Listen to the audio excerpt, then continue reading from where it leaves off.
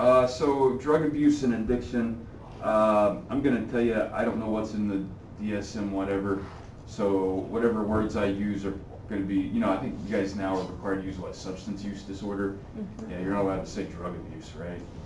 Like somebody jumps out and slaps you with the DSM if you use the wrong term. I think, we can talk a little bit about why the terminology sort of matters, right? Why they've kind of done that.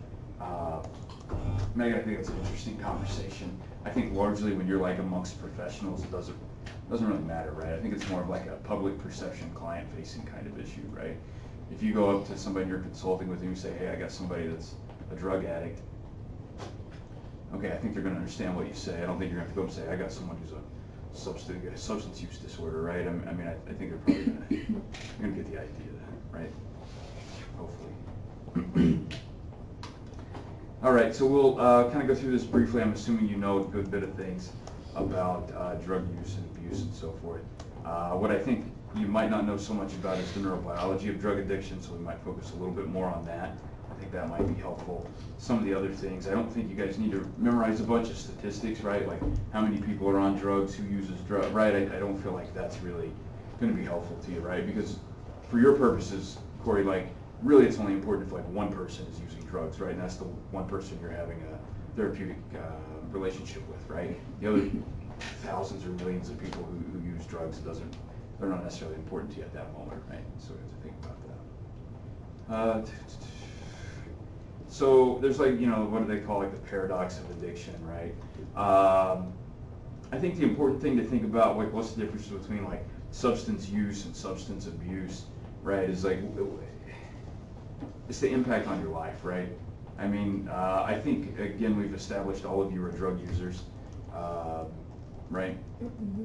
Because all of you have ingested caffeine.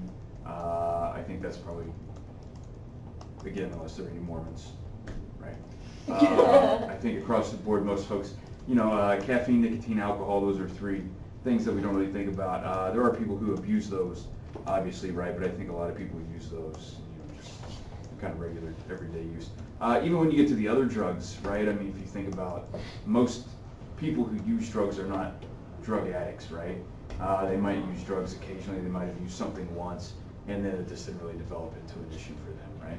But there are folks for whom that does develop into an issue, and obviously at that point, we start to think about the impact on your life and how that's sort of, a negative, right? But I think everybody, I don't know, I think it's maybe a waste of time to tell people like drugs are bad for you, right? Most people get that, right? If you ever walked up to someone and they said, man, I just learned today methamphetamine's bad for me, I didn't realize that. I don't think that's the case, right? I think most people probably know these things are bad, but they try them anyway. There are a lot of reasons that drive them into trying it. I think those are reasons for another class, right? I think for this class, we're going to think about once you're taking a drug, how is that maintained? How is that behavior continued, right? And what are things maybe you can think about to try to stop that? There are a lot of reasons why people might, risk factors for using drugs. And again, those are things that you can think of in some intervention perspective elsewhere. But the reason people keep doing things that are so destructive to their lives is because there we go. There's a big reward to it, right? Okay, so there's some kind of payoff on this.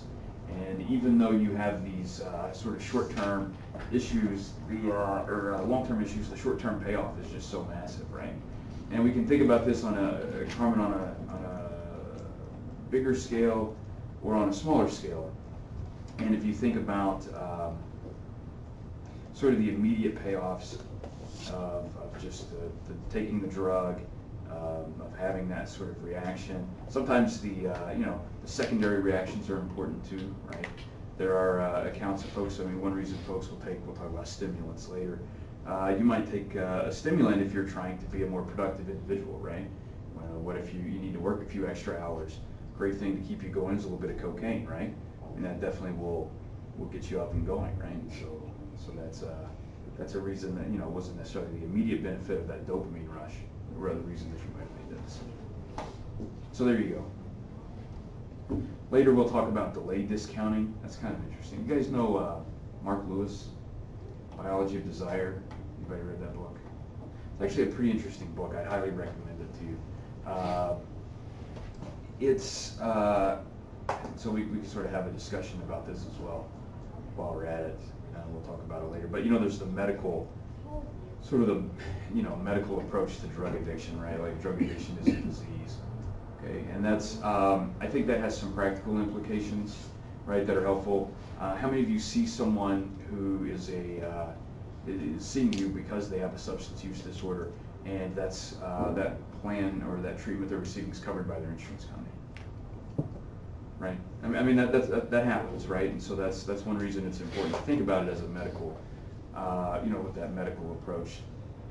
It's much better than the you're a horrible person, that's why you're on drugs approach. The kind of the moral approach to drug addiction that was in the past, right, Destiny? So we've made a move in the right direction. I don't feel like, this is just me personally, and some other folks think this way. I don't think that the medical hypothesis or medical approach really captures what's actually going on, right?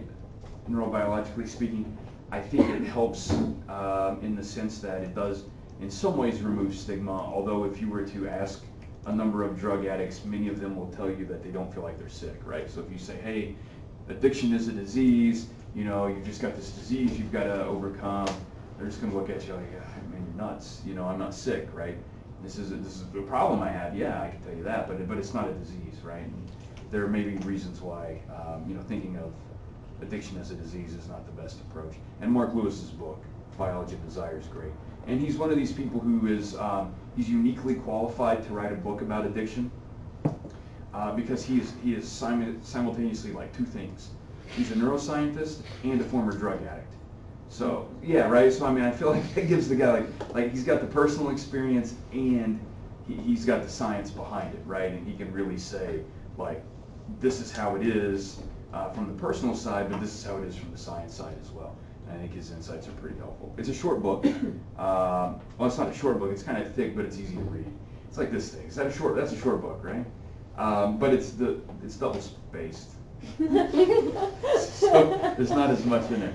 But the way he talks about it, he actually breaks it down. He has, I don't know, 5 or 6 stories in there, and it's different individuals. So he's kind of taking anecdotal stories, but then he incorporates a particular concept, scientific neurobiological concept, into that to explain, what this particular person is describing. He really puts a lot of it in their words, and then he includes some science that Destiny, I think even these people can understand.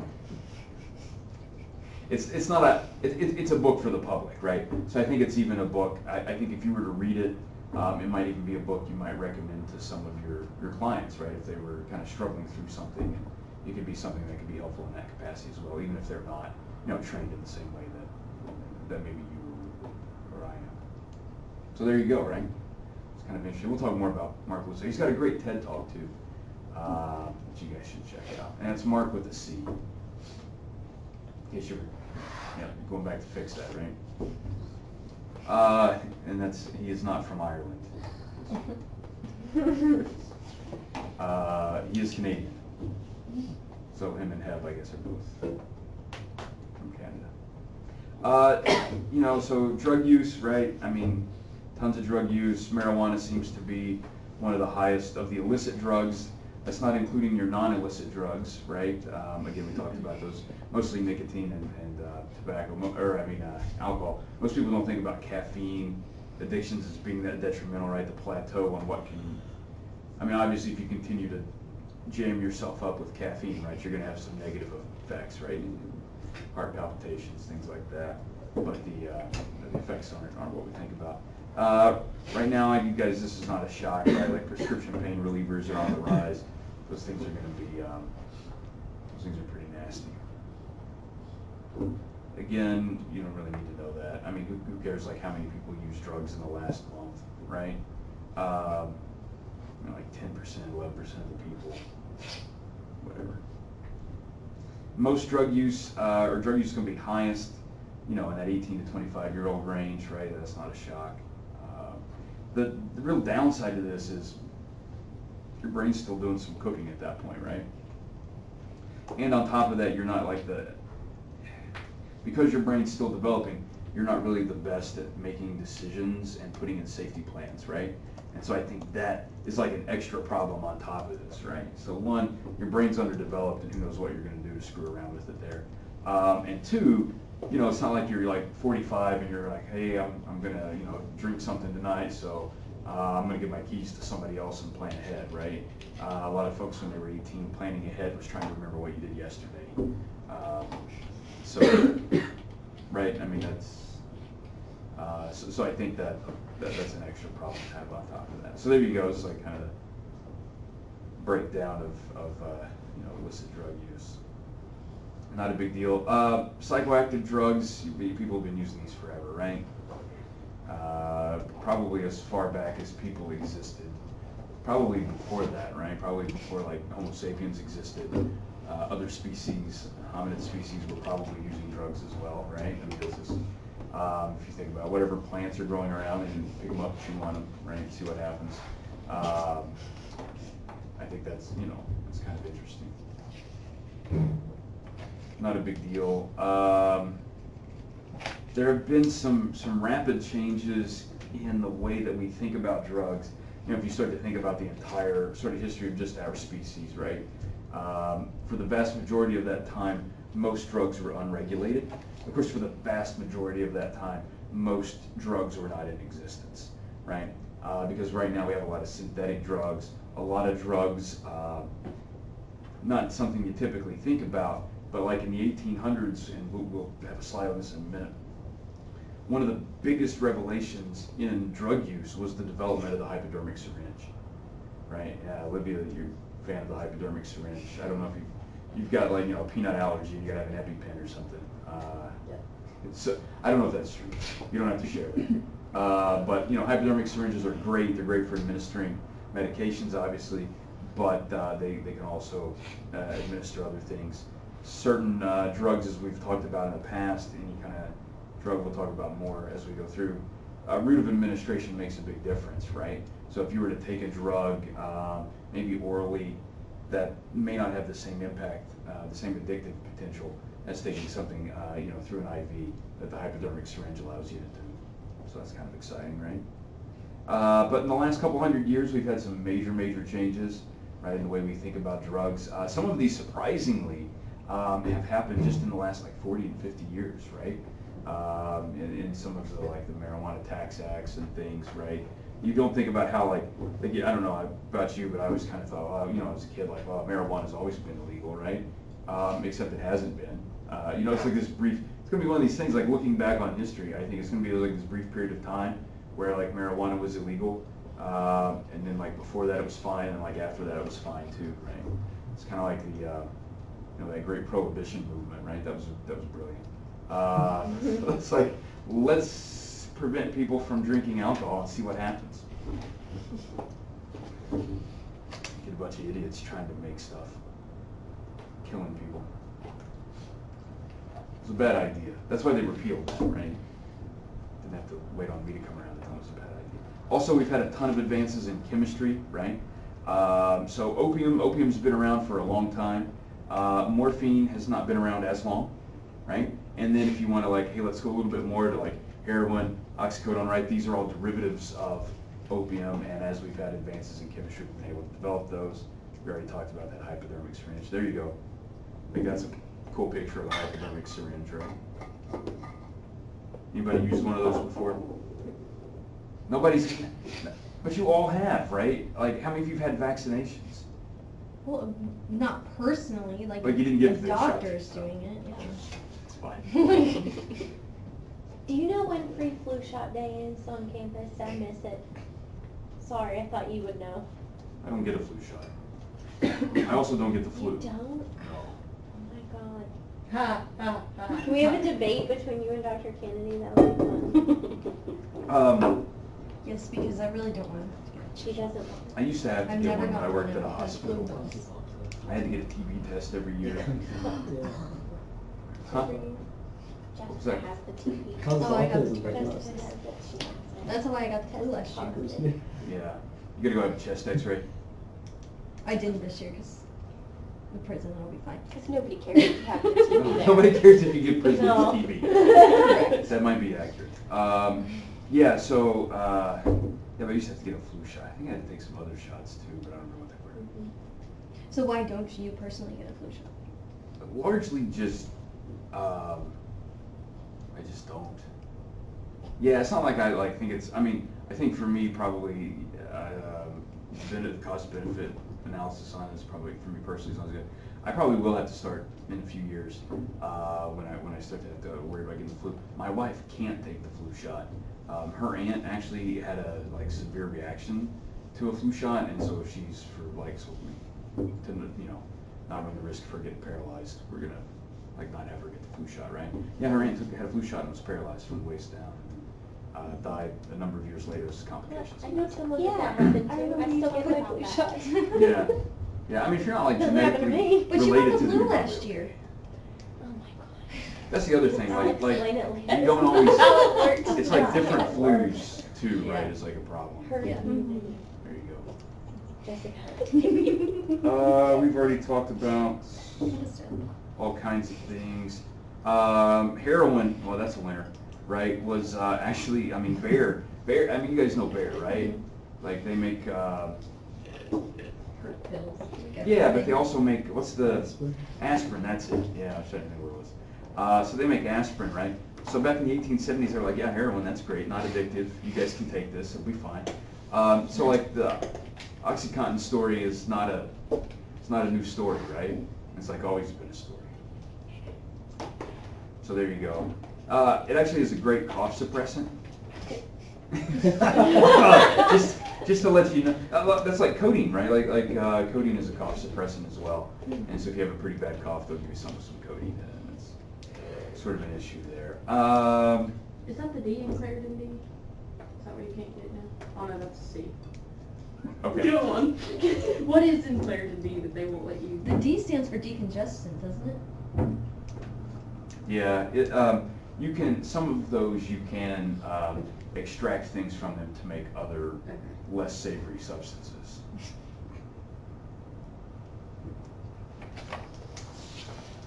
So there we go. Alcoholism was declared a disease, that's great, by the World Health Organization, whatever, you guys don't need to know that. There are all kinds of groups, right? I don't know if you guys refer people out to like AA or Narcotics Anonymous. We could talk about all the like fun problems with AA, right? Because I think this is the real problem with, and I didn't really mean to have like a large commentary on drug addiction as a whole, right? But the large problem is I don't think most people, well, we don't understand everything about the brain mechanisms behind drug addiction, right? and even what we do understand, I don't feel like is actually passed down to folks who are out there trying to administer these programs, right? I think largely what happens is a lot of these programs get developed. Some guy did something and that got him off heroin, and then he's like, man, this is what you got to do because it worked for me. And sorry? Pastor Chad. He was terrible. I don't know Pastor Chad, We went but to the city mission yesterday. oh, And the Pastor Chad, man, he does the addiction stuff with Jesus. He was a lot. yeah. Christ-centered approach. Yeah. Who needs medication for mental illness? Yeah, so, without like throwing some commentary on this that probably doesn't really apply to this class, but my like personal perspective on that is like, whatever, that's not going to work. My scientific perspective on that is I've actually got evidence to tell you that's not going to work. So like actually try something effective. You gotta pray harder. Yeah, I guess, right? Although I will tell you, like, so I'm like the, yeah, so I actually, I don't know if I should tell you this, but I chucked a couple of those Gideon Bibles in the trash the other day. You didn't recycle? But you can't with the leather. I guess I had to really put in the effort to rip off the cover. It's cardboard now. Oh, is it? I thought they used to give you like the leather covers. They used to. Not now. They make it funnier to Gideon's cheaping recycle. out. So I tossed a couple in there. They're not supposed to be on campus. Not like the Bible itself, but the Gideon guy, like whoever that guy is, they're not allowed on campus, right? Because it's a public school. So Huh? Aren't they always like? You can get on the perimeter, you can get on the sidewalk, that's public. Yeah, they're But if they right come by in off the parking sidewalk, that's illegal. Yeah. Because believe it or not, we've got a thing called the Constitution. The point is, with these things like AA and these other approaches, it's really just like somebody did something and it worked for them, and they're like, oh, this has got to be the approach, and they don't have any evidence to back it up, right? They have like zero evidence other than their like one personal story, and then maybe they saw it with somebody else, and they set up these programs. So I actually went to like a year ago, maybe I went over to what's that place over on like 8th Avenue? Harmony House? Is that one on me? No, this is Recovery Point. That's where I went, right? And so I'm sitting in there, and it's like a group session, right? So we're sitting in this group session because I was allowed to go in, and you just participate or whatever. So I'm sitting there, and there's a guy who's come in. He's had some problems, right? And so I'm thinking about like, this guy, what's he doing? So he's trying to go through this program, and he got in trouble because he like left his backpack somewhere.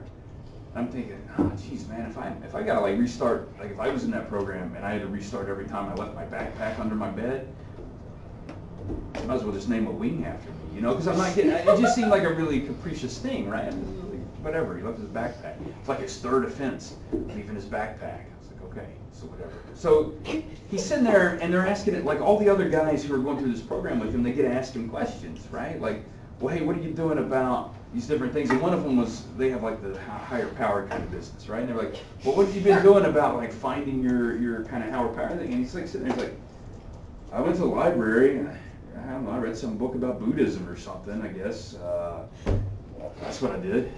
And then I was thinking, like, okay, so that's a total waste on this guy because he's not invested in that part of the program, so like that's going to just turn him away, right? And AA will do that sometimes, so you have to, in these other Pastor Chad programs, I don't know, trademarked or not, but that'll turn people away, and it's not effective, right? So you're going to lose people.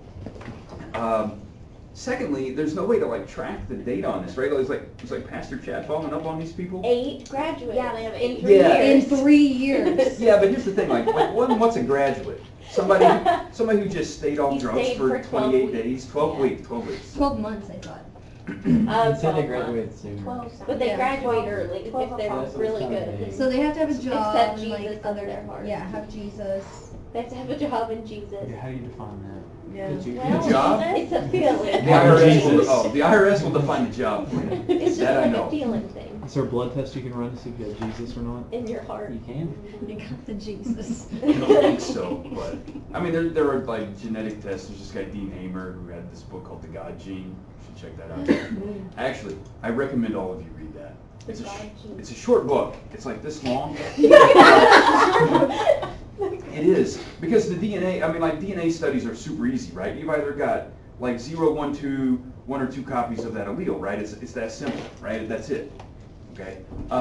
So the book's this long. He spent like this much of the book operationally defining what it means to be religious. And so I think as a student of psychology, that's really important to you. Not that particular topic, but just how to operationally define things. But they don't have any data, right? So these guys leave. They graduate, whatever that means. And so at Recovery Point, it was the same thing. I talked to the director, and the director of the thing said, yeah, it was a program just like this that got me clean. After the 8th time I was in the program, like really, if you got to do something 8 times, I don't know if you can call it effective, right? And then we don't know, because we don't track relapse on these individuals after. On top of that, if you think about heroin addicts, now here's the tricky part. Most heroin addicts will stop using heroin after about 15 years.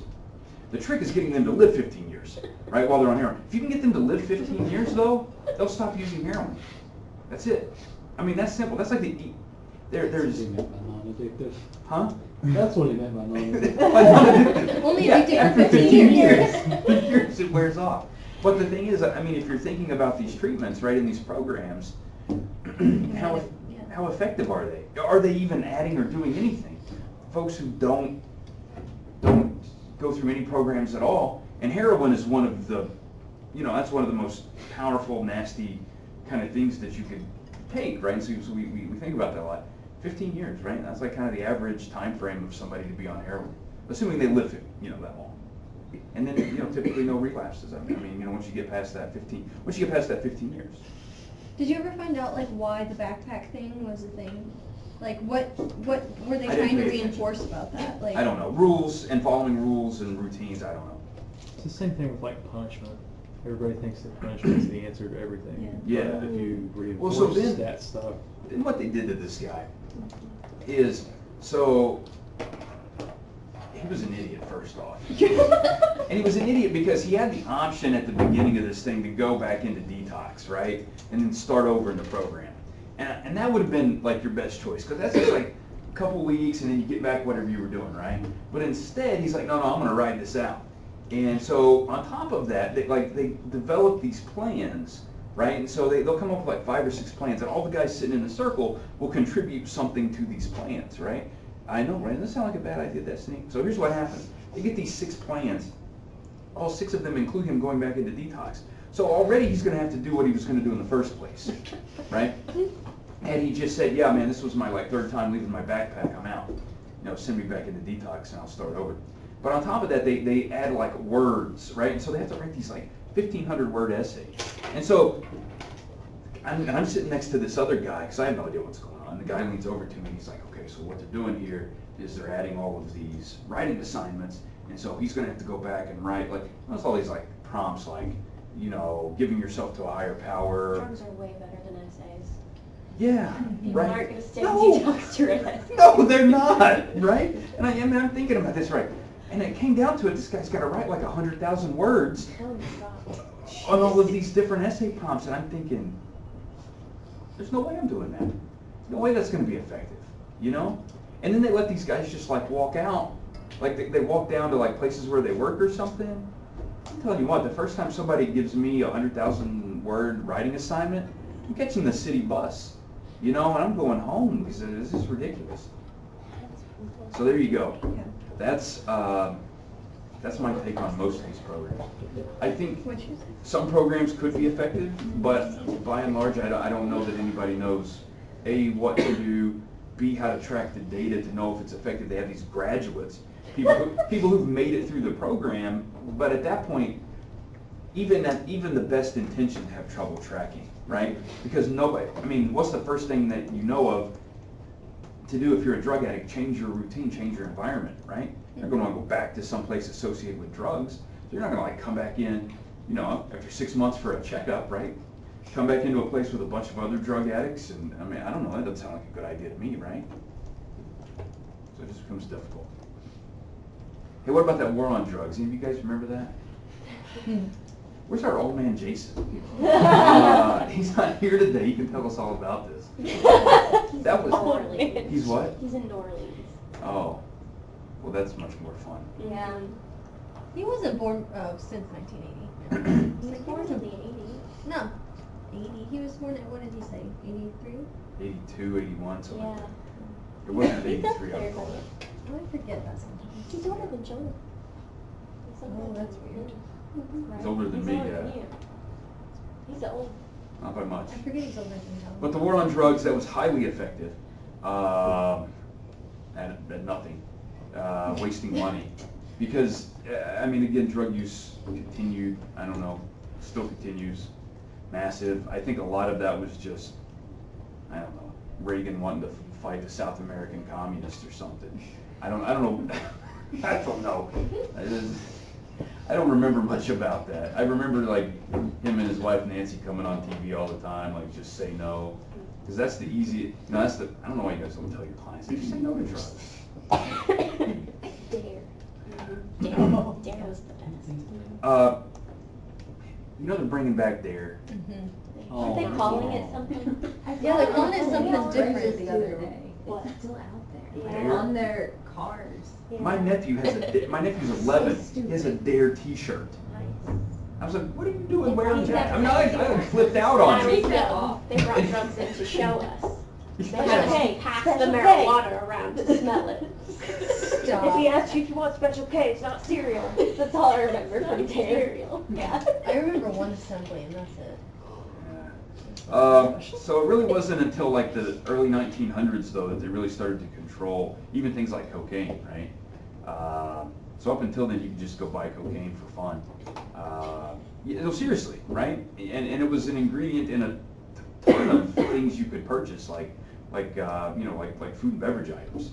And there's a little cocaine in there. It's a perfect tonic, gets you moving, which is really kind of interesting.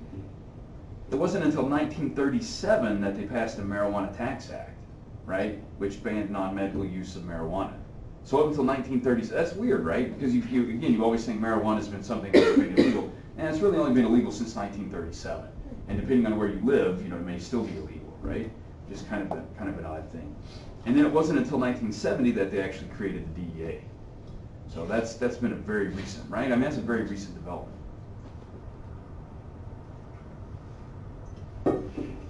What really was a real problem there is because a lot of physicians were actually giving like maintenance doses, right, to a number of addicts, and then when they sort of were unable to do that anymore because of many of these laws, you know, those guys, they're not going to stop using drugs just because they can't get it from their medical professional, right? They're going to go find where they can get it, and they're going to get it from the street. So there you go. And there's the whole thing about prohibition, Marijuana Tax Act, not a big deal for you guys to think about anyway. The big thing is these laws don't really match evidence, right? So nicotine is actually more addictive than marijuana, right? Marijuana is not really something you have to worry about too much. But we put some rules on some things we don't. We could have an entire discussion about why certain substances are appropriate or not appropriate, right? There are a lot of political and racial reasons behind that's motivated some of these laws and things and our public perceptions. I don't know that really helps you any in this class or as a practitioner. It's kind of an interesting thing to think about, right, when you think about these sort of substances. What's the difference between marijuana and K2? Yeah, big difference, actually. Oh, I thought they were. We will. So to like most people, yeah, they're going to say they're kind of the same, but they're really, really different. And we'll talk a lot about, because we're going to have like a whole section on marijuana and synthetic marijuana, and that's K2 is a synthetic marijuana. In short, just real quick, like this will get you so you can go to sleep tonight. Well, there was a guy that overdosed on it at the Yes. prison and he croaked. Yeah, And I another mean, one like got a concussion because he fell down. have you ever heard of somebody overdosing on marijuana? No. Yeah, no, right? It doesn't happen. Now, there are folks who, when they take marijuana, they will occasionally, rarely, have a psychotic episode. That is a possibility. It's a slim possibility, but it is a possibility. With K2, and they have a bunch of other names, like Spice and some other things, it's a synthetic marijuana. The problem with it is the incident rate of psychotic episodes is so much higher than marijuana, and that's when you see these guys just like running down the street screaming, right, when they're on synthetic marijuana. You're not going to see a guy who's on natural marijuana doing that, right? That's not going to happen. But it does happen with synthetic marijuana. So how would you OD on it? Yeah, so because it has some of these other negative side effects, you can really cause you some severe cardiovascular problems, right? Not something you're really worried about with marijuana typically, but with synthetic marijuana you can run into some issues like that as well. And you can still build a tolerance to it. Yeah, it works just like any other drug. Okay. It does. It's just, it is synthetic marijuana, so a lot of people are going to think it's going to be, it's going to be as safe as marijuana, but it's not, right? It's got a much different and more severe side effect profile. Since it's synthetic, it could like have different like levels of intensity. Yeah, I mean, and that's a problem with marijuana too. We could talk about that, and all of the sort of hybridization of plants and so forth. I mean, I don't know. I think some people make a bigger deal about that than they need to, but that's a whole separate story. I mean, it's like, what's the concentration of the THC in this particular plant? Well, it's not going to get high enough to actually, do anything worse to you than what something else was going to do, right? But with the K2, it is, because it's synthetic, because it has these other side effect profiles, it is pretty scary. I think. I mean, if it was me. So, in general, and this is my general suggestion to you, given the option, choose the natural version. Okay? It's going to be slightly less potent in general, right? But it's also going to be a bit safer. So, if you think about opium is the natural version of like heroin, right? So if you're thinking like, hey, Which one's better? Well, opium, right? I mean, if you're gonna pick one of those two. It's the same thing with marijuana and synthetic marijuana. The natural marijuana is, it just grows in a plant, so it's probably okay. The synthetic marijuana, you are more likely to have those sort of adverse side effects. So if you were asking me, I think, marijuana use needs regulated, right? I mean, we don't want like 10-year-olds out smoking joints. That's probably a bad idea, right? No, you disagree? No, I was just thinking of all the people I've talked to who started smoking weed before they were 10. Yeah, it happens, right? But it's probably a bad idea. I think most yeah, people. we're all in prison or. Yeah, I think most people would agree.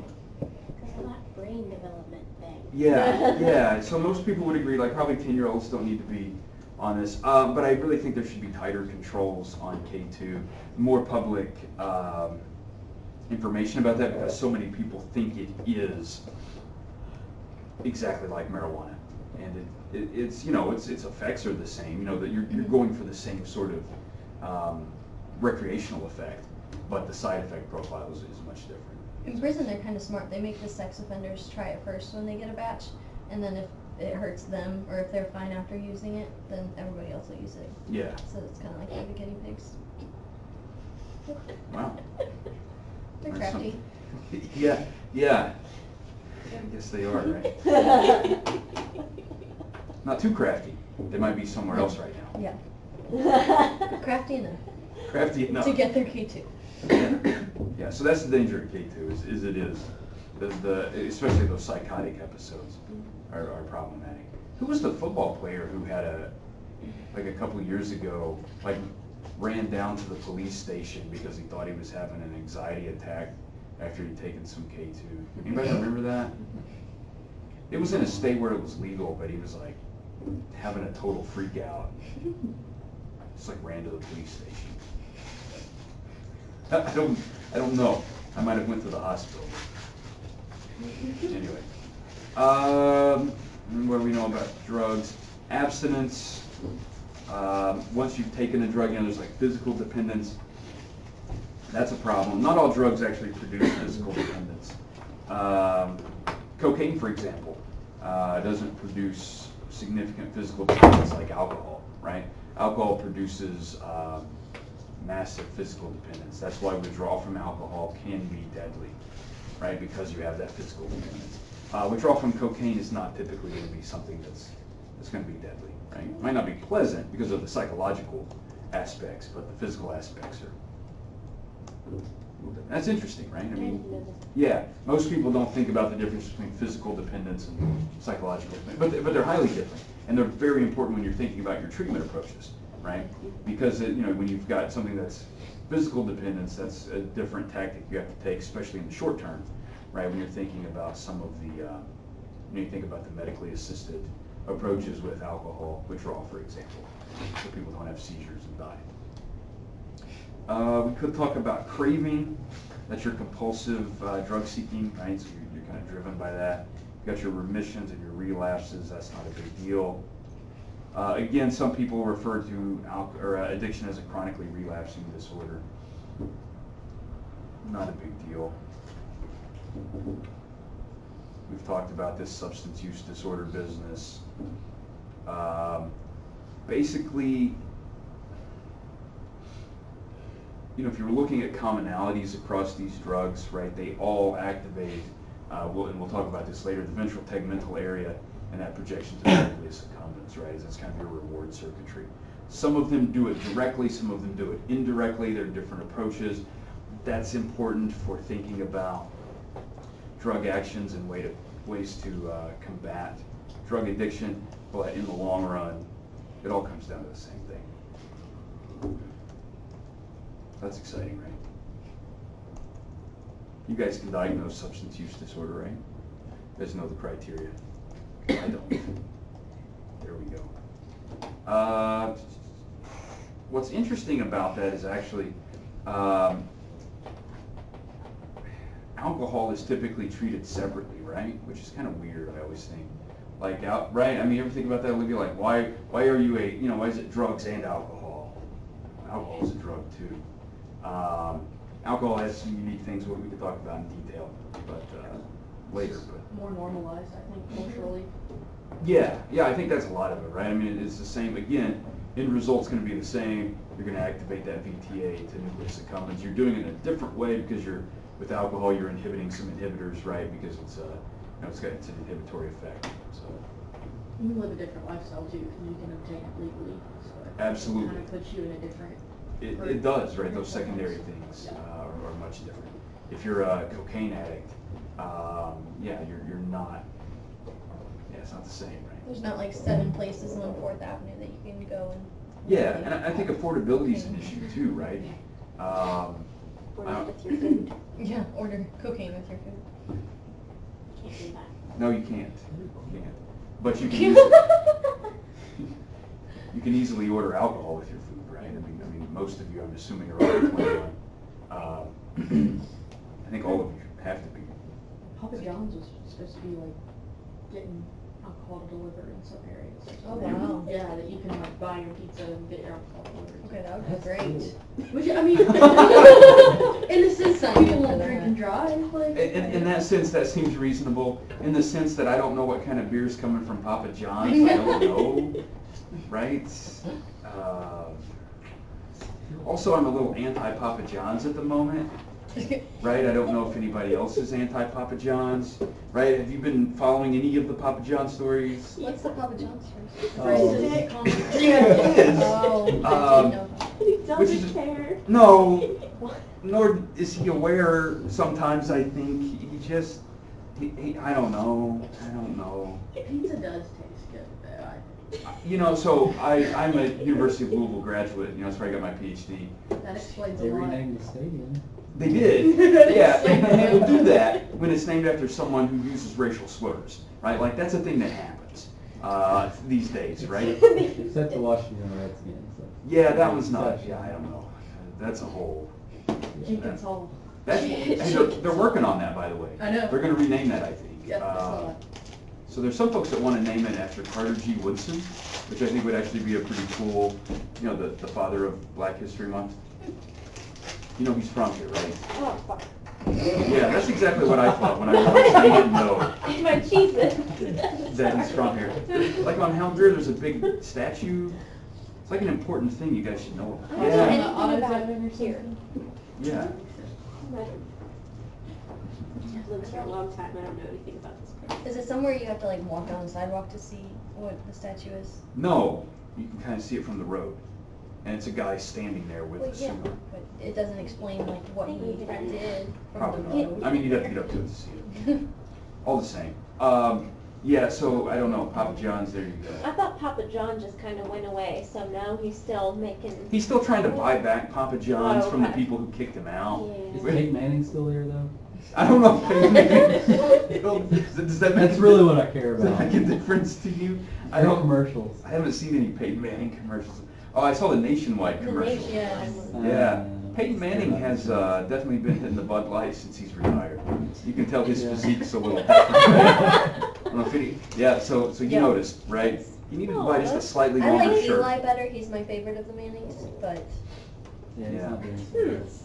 Yeah, Peyton's He's the shirt best was just a looking. little That's all. shorter in the front snug. than it used to be.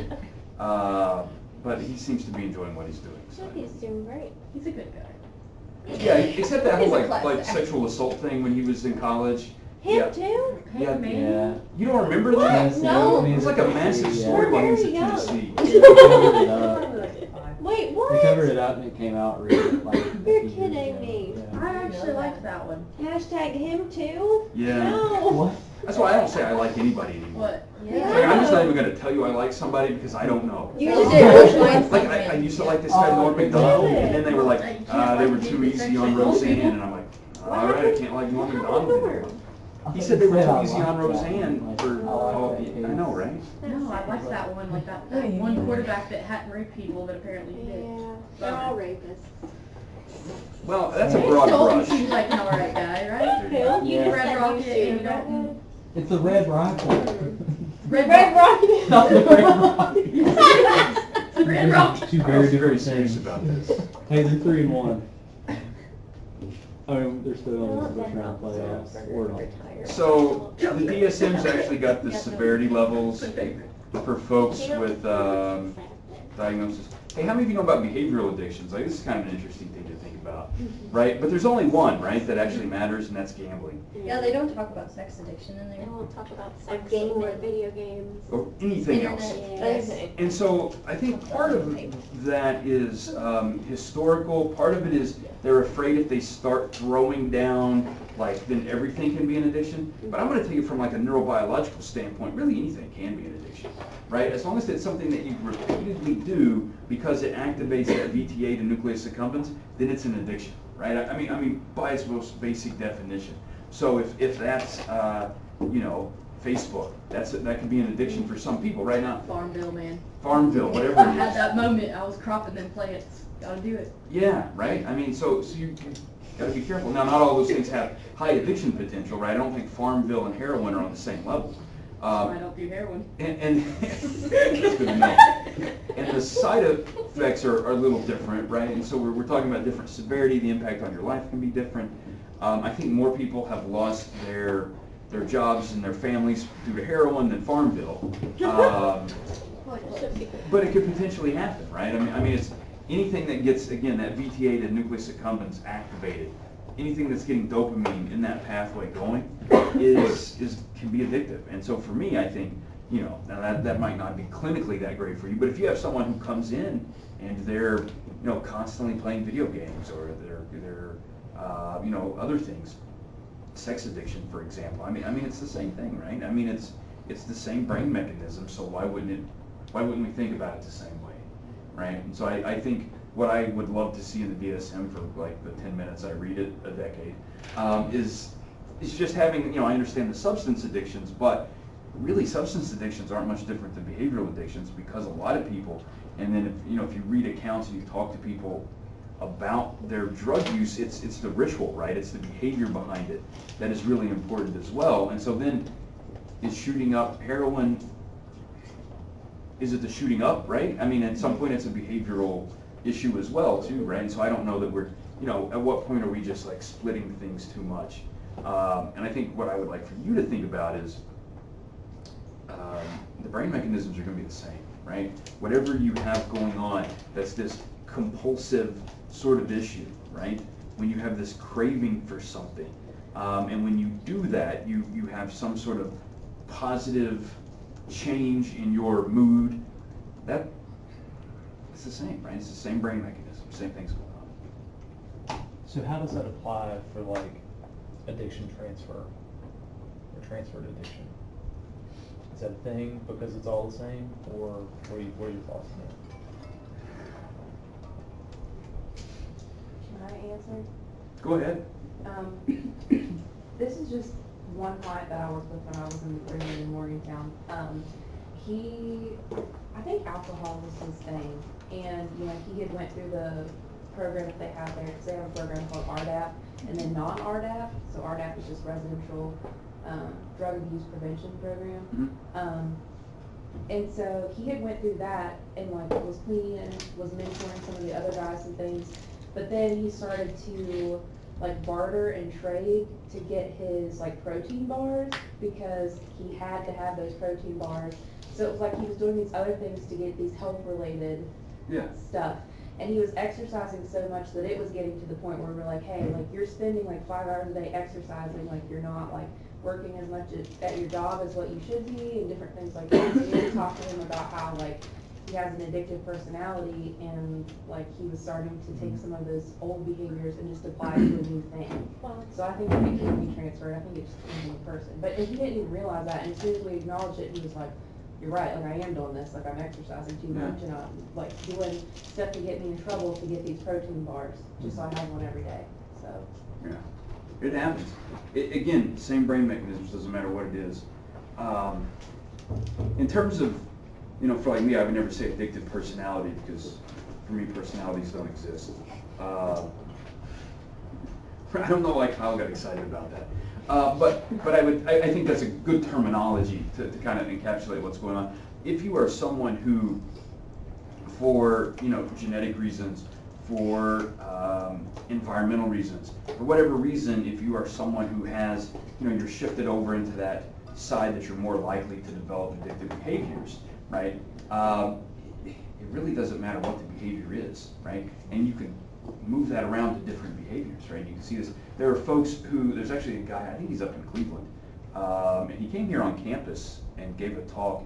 He's like the racing for recovery guy. He does, instead of heroin, he does 5Ks instead, right? And so he has a group of folks who run with him, and they run all the time, and they use that as a replacement for the drugs they were using. And I don't see in my mind that it's anything really different. There are some things that are better, you know, obviously.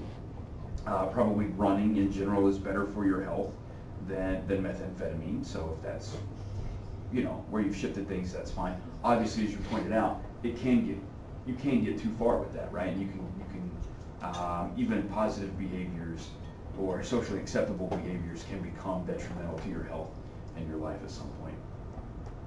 So I think it's a constant issue. Yeah.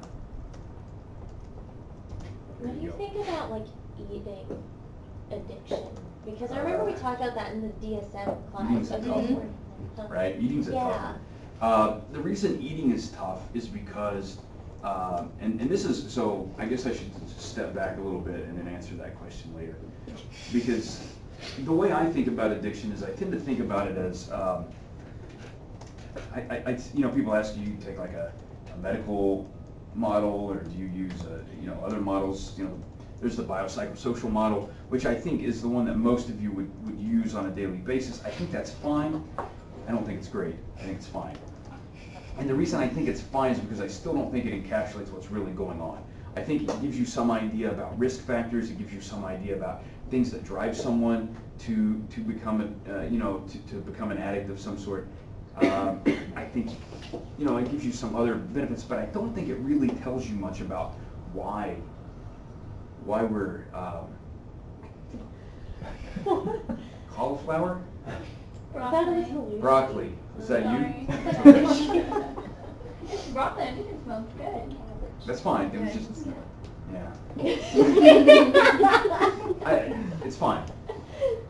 It was just an odd smell. But I think I thought it was like coming through the vents or something. I was like, oh god. It's hot, chili. it's, yeah. It made its way. I think taking an evolutionary approach to addiction is much more beneficial, to actually thinking about why do we become addicted to things, right? And there are some things, like, so why do we have a reward pathway in general, right? And we have that reward pathway because there are things you need to do to survive, right? And one of those happens to be eating, right? Yeah, and so when you eat, naturally that should be a rewarding experience, right? That's not surprising. Because the problem is now, the effort you have to put into eat is far less than the effort you had to put in to eat when we evolved as a species, right? So how much effort do you have to put into eating right now? Very little, right? I mean, Cheez-Its, you used to open your Cheez-Its. You go to Kroger, right? The effort to, now, that doesn't mean you're not putting in a lot of effort to earn the money to go to Kroger, right? That's a different story. But because it's separated so much in time, you're not connecting those two events, right? The only event you're connecting with food is opening the refrigerator. And that's so easy, and you get that immediate reward, right? You open the refrigerator, there's a cheesecake, and you just eat it, right? And that's how that happens, right? It's just what happens. So I think it's hard in that regard because it is this naturally, should be a naturally rewarding process, and I think sometimes it gets out of hand. I think that's one reason we see such an issue with obesity now, right? Because we've not evolved our reward mechanism to match the effort that it takes to satisfy or to get that activated in terms of food. I think it's a problem. On top of that, with eating, there's a second problem. Like, if you are a drug addict, what can you do? Stay away from places where you have used drugs in the past. You can't really stay away from places where you eat. You can't really not eat, right? You can survive without cocaine. You cannot survive without eating. And so I think, like, eating addictions and obesity, it becomes a much more complicated issue. But it's the same mechanism. I mean, I think ultimately it all comes back down, and I'm just going to say this again. It's the nucleus accumbens there, and that dopamine that's coming from the ventral tegmental area. It's the VTA to the nucleus accumbens. And that's really what's important. If you could, you know, if you had a brain scanner in your office, and you had a client come in and they said, I'm addicted to whatever, then you could say, okay, put your head in this device, do that, and let's see if your VTA and nucleus accumbens get activated. If they do, you know what you're dealing with. So there you go. There's actually some treatments. These are kind of new, and there was a story out of Italy. It's in Science a year ago maybe, where they were using like transcranial magnetic stimulation to turn on or off different circuits in people's brains to try to eliminate their drug addictions. So they could start to like turn down the activity in their striatum, which includes, you know, the ventral tegmental area and some other things there in the basal ganglia, or they could activate the like prefrontal cortex, which is sort of your impulse control region, and both of those seemed like they were fairly effective. It's a small trial, you know, just a few participants, patients. Seems interesting. Could like the eating addiction or anything like that be similar to like a sexual addiction? Because that's also something that's like, Yeah. you know, you have to reproduce to keep Right. the world going and things So like that that. should feel But pretty good when you do it, right? And that should activate your VTA and nucleus accumbens. yeah, but like at some point then it becomes problematic when they're like online and, you know, doing Yeah. nasty things. So like Well, I don't want to put a judgment on that. well, I'm thinking like in the prison sense, like not Like pedophile. yes. Yes. is what So, she's like, thinking. yeah. That's different. nasty. So that's like, like That we can put a judgment on. Nana's in prison. but even Yeah. so, like Gotta at some remember. point, like it's still accepted. Yeah. But then Right. when they're not getting enough and like Right. I mean, if you're, you know, just very, I'm very interested in that. having consensual sex with adults multiple times a day, it's not impacting your work life. It's not impacting your other social responsibilities. You're taking care of your family. You know, what's it matter, right? I mean, that's fine. But you're right. I mean, It's just like eating. Like, what point do you like pinpoint? Okay, this is where it became bad. Like, yeah. I think with eating, it's a little easy. I mean, maybe because you start to develop cardiovascular problems, you start to develop diabetes, for example. You know, some of the other things, it's not as clear cut. Doing the right thing. That's good. Good question, The though. right thing. Not a question I was anticipating. well, we just talked about it the other day because I had never thought about like some of the offenses being like part of an addiction. Like some people go to drugs, some people go to sex, and I'm like, wow, never thought about it that way. Some people go to rob places. Yeah, or like gambling or bartering, like those become addictive behaviors. Yeah. It doesn't. Again, it does not really matter as long as that ventral tegmental to nucleus accumbens is activated. If that's active, then it's Just potentially woke up. addictive. So there you go. You're like, Did you see the guy who robbed a bank the way Robert De Niro did in the movie? He watched a Robert De Niro movie 100 times, and he pulled off the perfect crime. And he also escaped from prison in a helicopter recently. oh, I saw that. They did Amazing. catch him. He deserves to be free. Like, that's cool. They did catch him. though. I Thank saw God. that. Somebody asked me a few weeks ago about like gateway drugs. Is that you, Carmen? That was Olivia. Yeah, I still disagree with you, but that's fine. You think there are gateway drugs? I think to say it's a deterministic relationship is not accurate. But to say that there's not some relationship for some individuals, I think if you ask the majority of people who are taking heroin at this time, if that's what they started with, the majority of them would say no. You're probably right about that. I think you have to start figuring out why they switch to other drugs, and I think there are a lot of reasons why. Some of those are going to be economical reasons.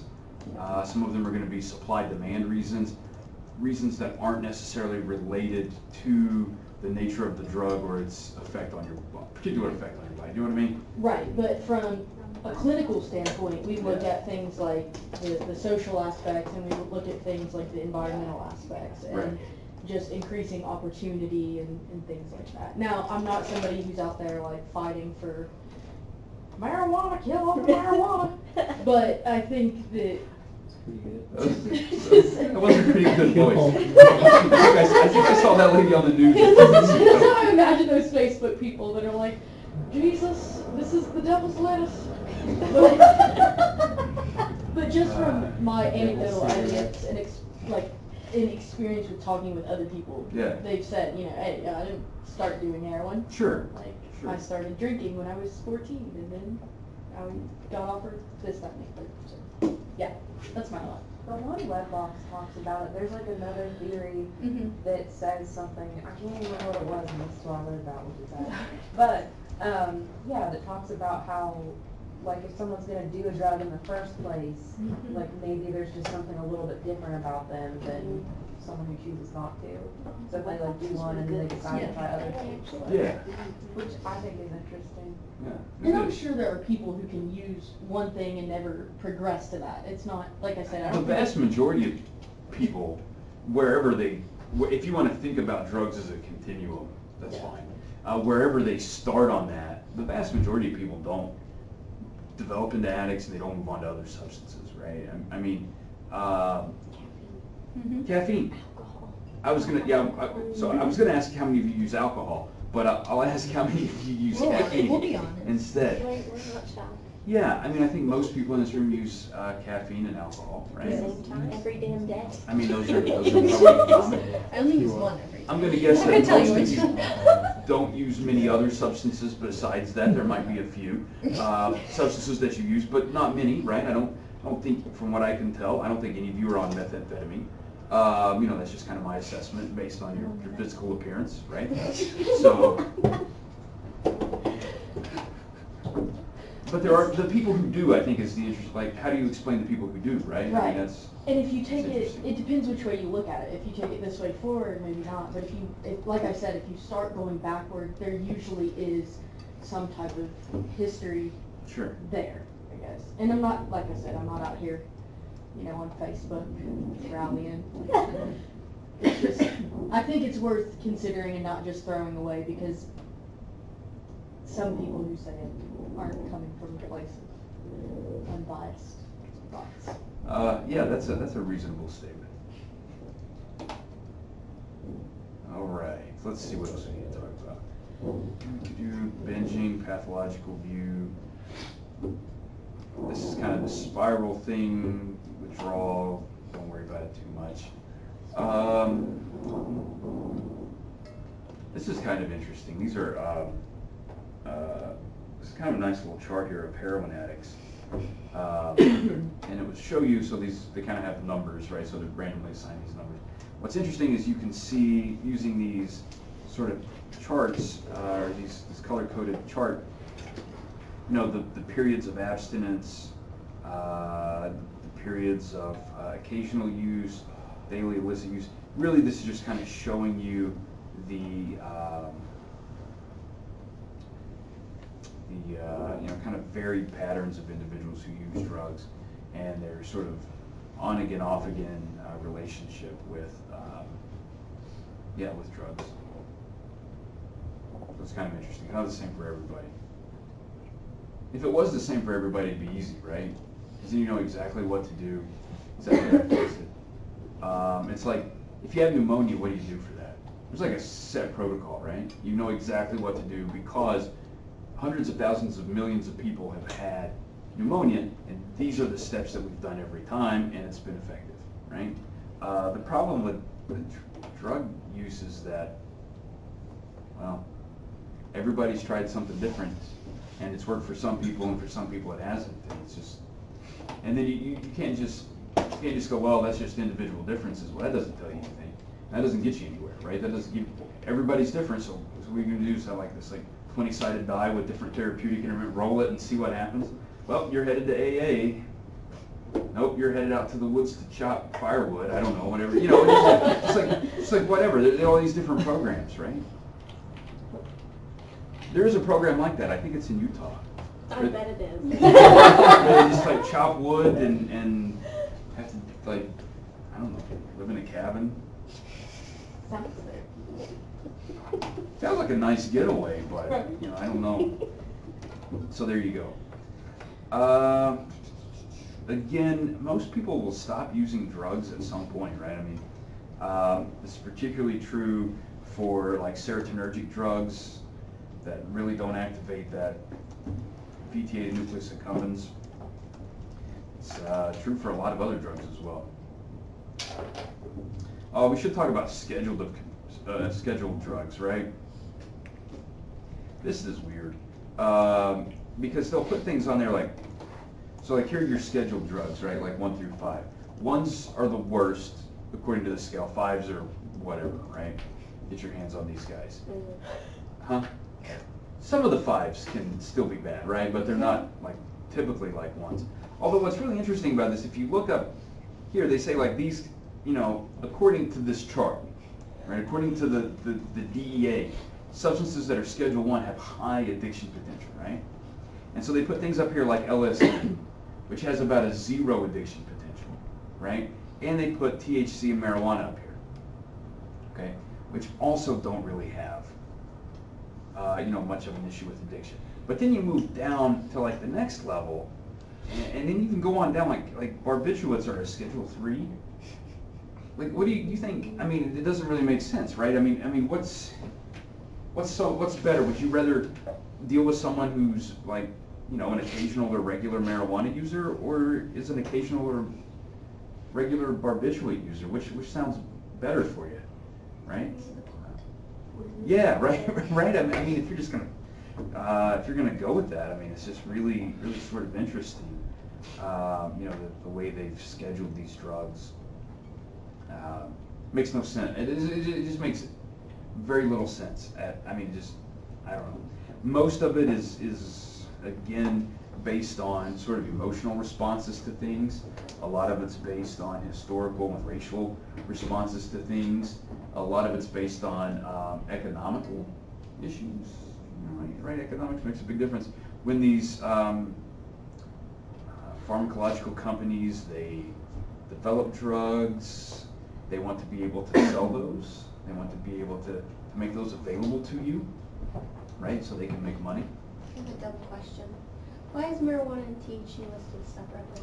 Yeah, so marijuana like contains other Yeah. things as well, and then THC. But that also includes THC. It does. I don't know why on this particular chart they put it separately. Doesn't really make a lot of sense to me either. But there you go. Yeah, I don't know. It's the way it works. Yeah, I think. I think I would have made the chart differently. I think I would have made the whole schedule differently if it was me. They didn't ask me about this. It was interesting in the web box to see the differences between like our schedule and Mhm. like the UK's too. Yeah. There were some differences there. Theirs still sucks, but Yeah. No, it's not necessarily any better elsewhere. I mean, a lot of it's places. like they all just threw them at a dartboard. I think so. I don't think there's really any, you know, they would say like, yeah, there are some patterns here, but there's so many exceptions to the patterns that I don't know that the patterns really exist, right? When's the last time this has been updated? Or at least attempted? You know, I don't know. I don't know when the last time they updated it. I mean, they do update it obviously whenever new drugs come to market and come to light, and they obviously have to put that drug somewhere at some point, or they would typically. There are some drugs obviously that don't make it on here that might at some point. How are analog drugs scheduled? Like the synthetic marijuanas, or like if you have a synthetic drug that acts on the same receptors as a scheduled drug? Yeah, I think for like synthetic marijuana, you would see it here with marijuana. You know, like some of the drugs that might act on the same receptors, I mean, a lot of it again depends on their abuse potential, right? So if some derivative has a different abuse potential, they might put it in a different schedule. But if it's going to be a similar or same, or you know, abuse potential, then you're going to have it. It's going to be in the same schedule. But some drugs, there are, you know, like down here you have like, you know, like codeine or something, right, which is a derivative of opium, but it's a lot less potent, it's a lot less addictive. So they're going to have it down in a different schedule, even though it's doing some of the same action. It's just not as good at that action. But most of your other, so if you're thinking like your amphetamines and your like methamphetamine derivatives, they're all probably going to be in that, you know, they're going to be in that same schedule. This is not a complete chart. We could probably find. The website on the DEA says that they Yeah, update so- it annually. Yeah, I mean, But, you know.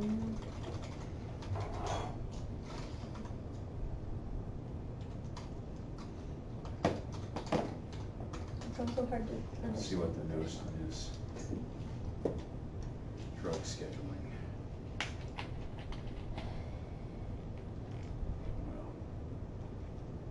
But they have a lot of exemptions as well. Yeah, of course they do. I mean, and that's the thing, right? I mean, like, some of these things you can get alphabetical listed. That's not what we want.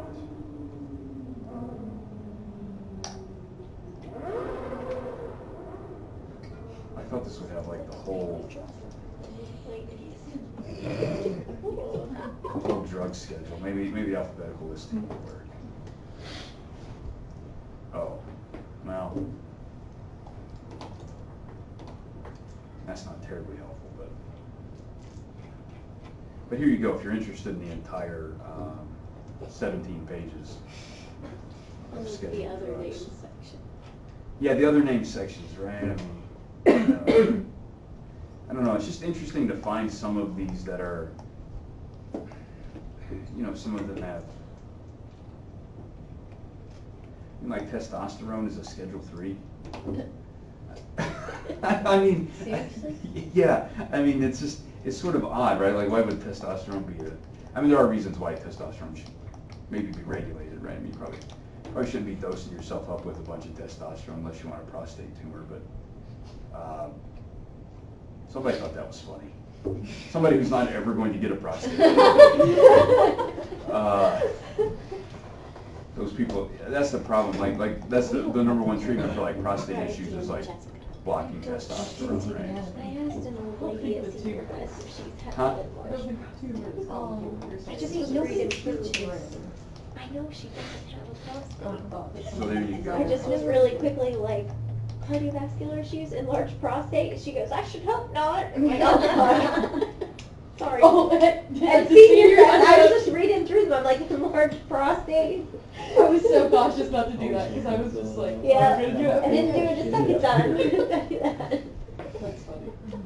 There you go. So if you want to take a look at this, there are some interesting, there are a lot of drugs, right?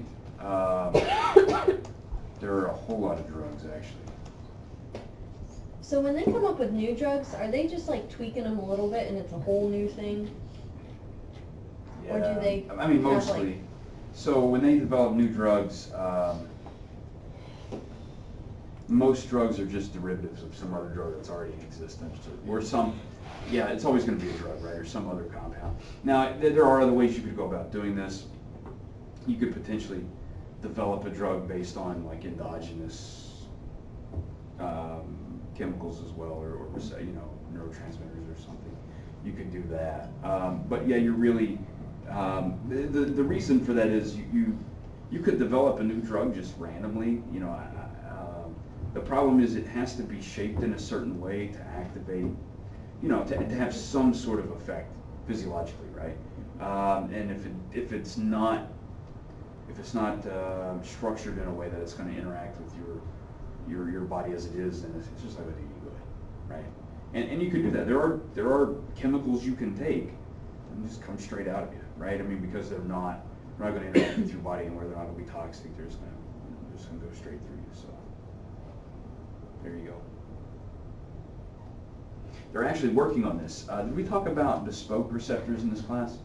Not in this class, I don't think. On this class. So bespoke receptors are pretty awesome.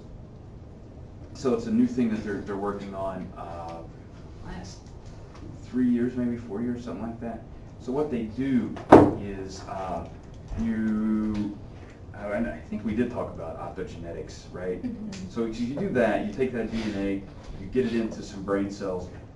The brain cells make new receptors with a structure that is not like any other receptor you've ever had before, okay? So brand new receptor structure. What's cool about that is then you can take a drug that doesn't work anywhere else on your body. That drug can be designed in a way that interacts with that new receptor, right? And so then you could open that receptor and it can open ion channels or do whatever you want it to do, right? The cool thing about that is, remember the issues with taking like dopamine systemically? You know, if you've got Parkinson's, great. it'll go away, but then you'll get schizophrenia, right? So you kind of gotta walk that line. You don't have to worry about that with these particular drugs because you only put those receptors in the part of your brain that's defective. And then there you go, you're set. That's pretty awesome, right? I think that's got a lot of potential actually. Because then you just take a What's pill. it called again? Bespoke. B-E-S-P-O-K-E. Oh, Do you want to tell them the definition of bespoke? no, fuck it. New, right? It's Different and new and. custom, one-off. Yeah, there you go. Yeah. Gourmet. Gourmet. Gourmet. Yeah. So like you might have, like sometimes there'll be like bespoke handbags, right? I mean, maybe that's something that makes sense to people. You guys, handbags, you use handbags. Yeah, there's some things for looking back here. What? Specialized. Specialized, I yeah. still It's made for represent you. It's unique. It's not like anything you've had before.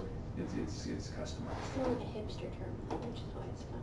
It's a Bespoke. hipster term? Yeah, like hipsters, everything they buy is bespoke. Yeah. Oh, cool. Not vintage. I'm Not making anymore. comparisons. Okay. What the fuck? So how expensive would that be? Yeah. I don't know.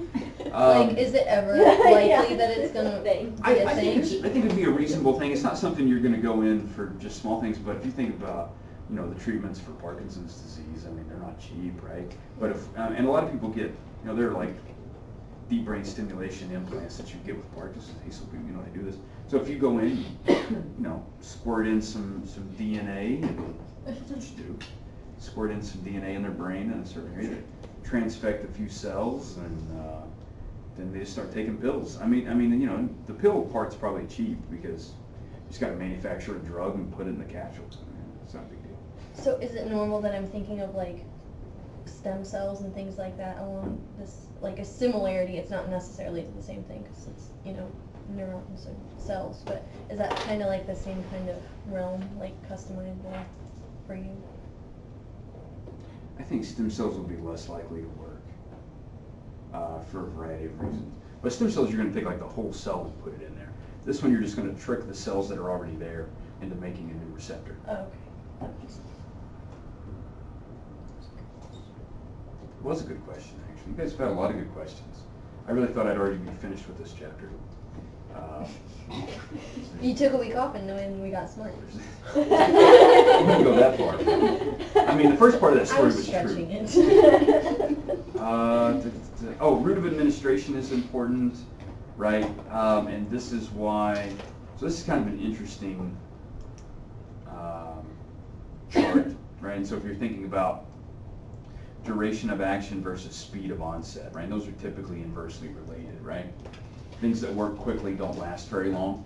Things that last a long time don't start working very quickly, right? So that's kind of how it works. If you think about this, it's sort of related to the addictiveness, not necessarily in any sort of like actual mechanistic way in terms of the way the molecules are interacting, but it's really related to sort of a you know, your basic, you know, learning and conditioning sort of approaches, right? How many of you work with children? Really?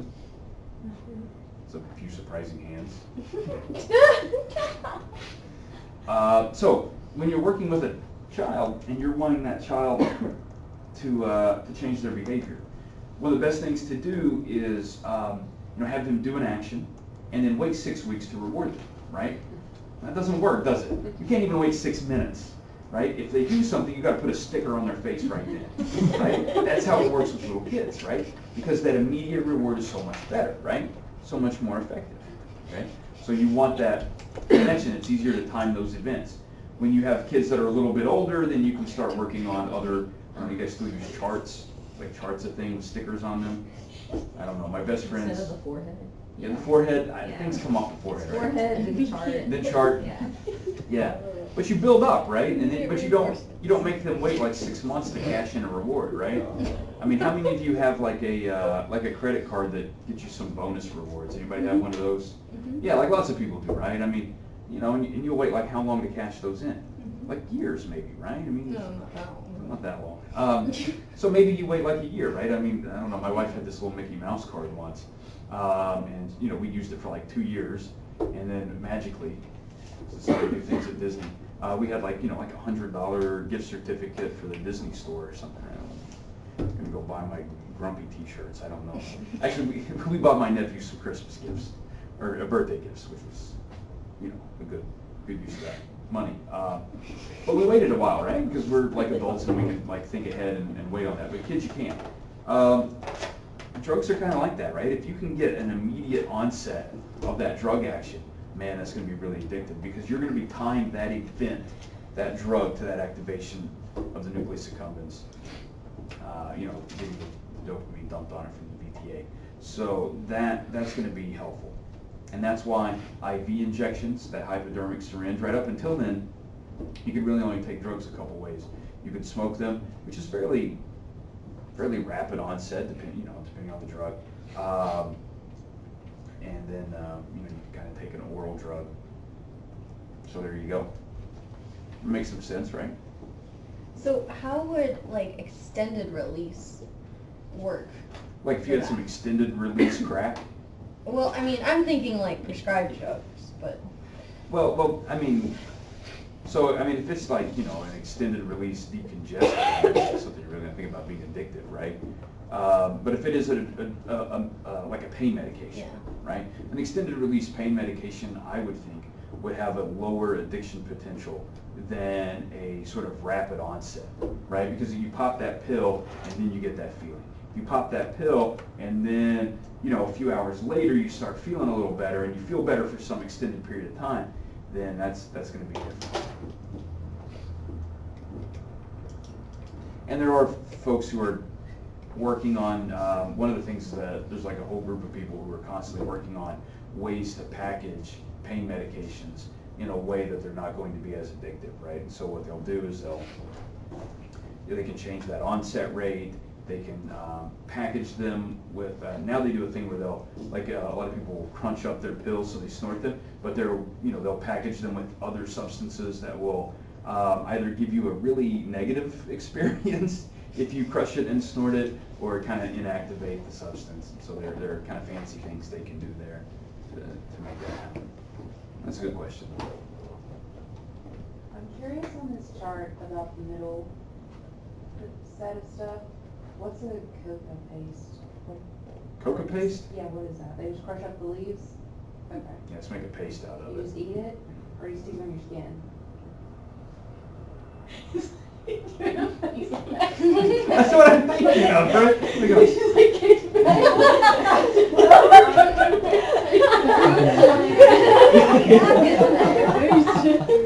I assume that would work. I would assume that would work, but transdermal is not necessarily going to be the fastest. I would think it's still a. Yeah, they put it in the cheek. Yeah, they typically, you'll see. Like snuff.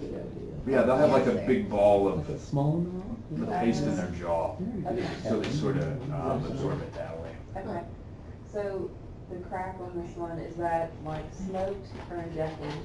Either way is going to be very rapid onset, because inhalation, once you get into your, the pulmonary capillaries, that's going to really quickly absorb and be distributed. Obviously, IV is going to be very similar. So the onset of inhalation versus IV is similar.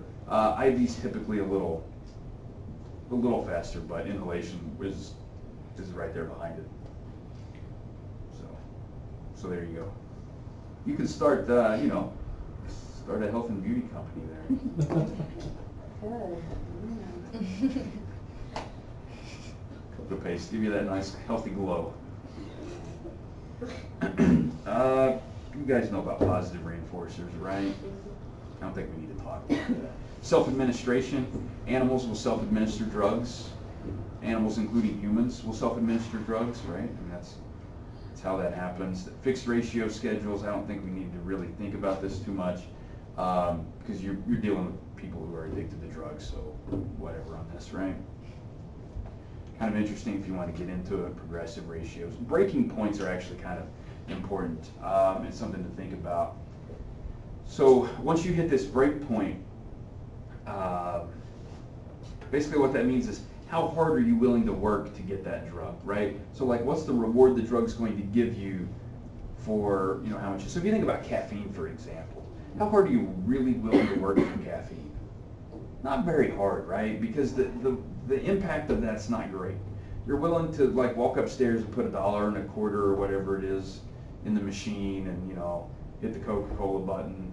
I may try adding cola on that because given our conversation, right? I wanted to make sure that I added that there. I guess I should have done Pepsi, but we don't have a Pepsi machine. I don't think it's supposed to. I think they're all Coca-Cola machines. So you're not willing to work very hard for that, right? If you had to go down to Hal Greer or 8th Avenue, you know, at 2 in the morning to meet some guy who's got like a gun and a knife on him, and risk being arrested for caffeine, you're not going to do that, right? You will do it for other things, right? Because the impact of those drugs is higher, so the break point's higher, right? Does that make sense? So you just got to think about the reward for it. That's why we're not really worried about caffeine addicts, right? Because the addictive potential is not as high. It's not going to give you that much of an effect. There you go. Worry about that. Don't worry about this. So there are relapse. They will model relapse in animals, which is kind of interesting. You can take animals, let them self-administer. Okay, fine.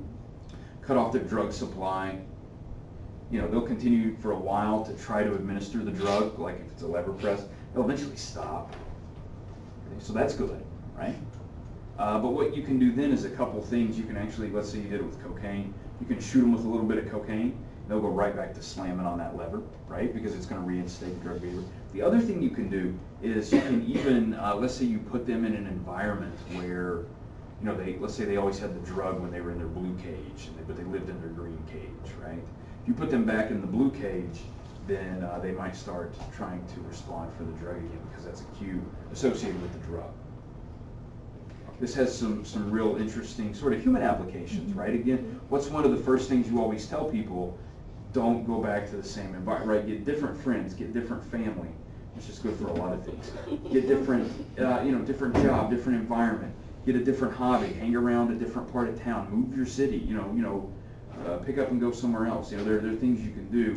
But let's say they come back home for a family reunion and it was always their cousin who was their supplier. What happens then, Destiny? Back on the crack. They're back on the crack. And that's the way it works. It's not a big deal. And what's interesting about this is that they will actually go back to that like same level of responding, right? They'll just like jump back. So this is kind of a cool thing. When you're thinking about like classical conditioning, it's never that you forget things, right? So you're never forgetting something. So they'll do this with animals. Let's say you shock an animal, right? And you flash a light, shock an animal. That's a classic study, right? Flashlight, shock an animal. Keep doing this, keep doing this, keep doing this, right? So eventually you stop the shock, but you continue the flash. What happens? Animal jumps, right? Because it's going to be shocked.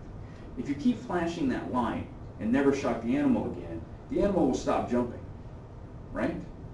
Okay. Now let's say the first time you were trying to train this animal, it took you 50 times of flash and shock to get the animal to jump, right? To know that the flash of light meant a shock was coming 50 times. That's reason. So now we've waited, let's say we waited months, whatever, it doesn't matter. You put the animal back in there. You flash the light, the animal doesn't do anything.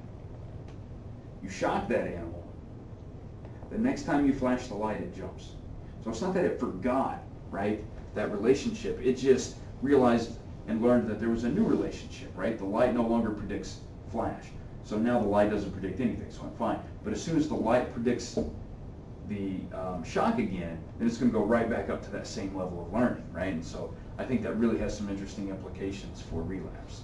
And I think it's a very similar mechanism. It's not that you've forgotten about that drug behavior being rewarding. It's that you've put in some other behavior on top of that, right? So there you go. That's interesting, right?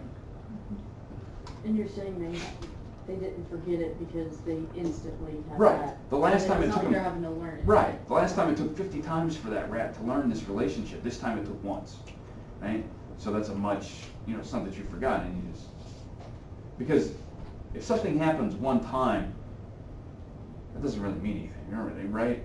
Something has to happen multiple times for it to be a pattern. There you go. That's basically what I just told you, but in graphic form. Self-administrations, humans, that's fine. We want to talk about this. I do want to talk to you at some point about ego depletion. Sounds exciting, right? Can I ask a question about the reinstatement thing? So what does that mean for someone who's like forced into like a detox Yeah. and then they're released? Like Yeah. they're around heroin again and bada bing bada boom. Yeah. That's exactly what that means. You answered your own question, I think. Yikes. I know. Yeah, so I mean, when you, and that's one of the things, if you talk to a lot of, and if you start to look at all of the people who have actually stopped using drugs and have done that successfully for an extended period of time, one of the things that they will tell you is that they had a desire to stop, right? There was some investment on their end to actually stop, right? So the sort of forced detox business probably isn't going to be very successful in general. So that's kind of an interesting thing. But as soon as you put that person back in the original environment and they get that drug use cue again, it's likely that they'll start using drugs again. Now you've created, though, an additional problem. How long were they in detox? Well, let's say it was long enough for all of their tolerance mechanisms to disappear. And then all of a sudden, right, and they're not thinking about this, right? And all of a sudden they go back into that environment and they go, hey, I used to take 50 milligrams, 4 months ago. Let's try 50 milligrams again. And really they needed to start back on 5 milligrams, 10 milligrams, so they didn't have a tolerance mechanism. And then that's why you see a lot of people who overdose after they've had a relapse. Right, so you have people who've been clean for a long period of time and then they have a relapse, all their tolerance mechanisms have disappeared. Okay, so they're going to go back and take that original, or that most recent high dose, not that low dose they started on to build back up, and that can be problematic. So we could just be wasting our time with people.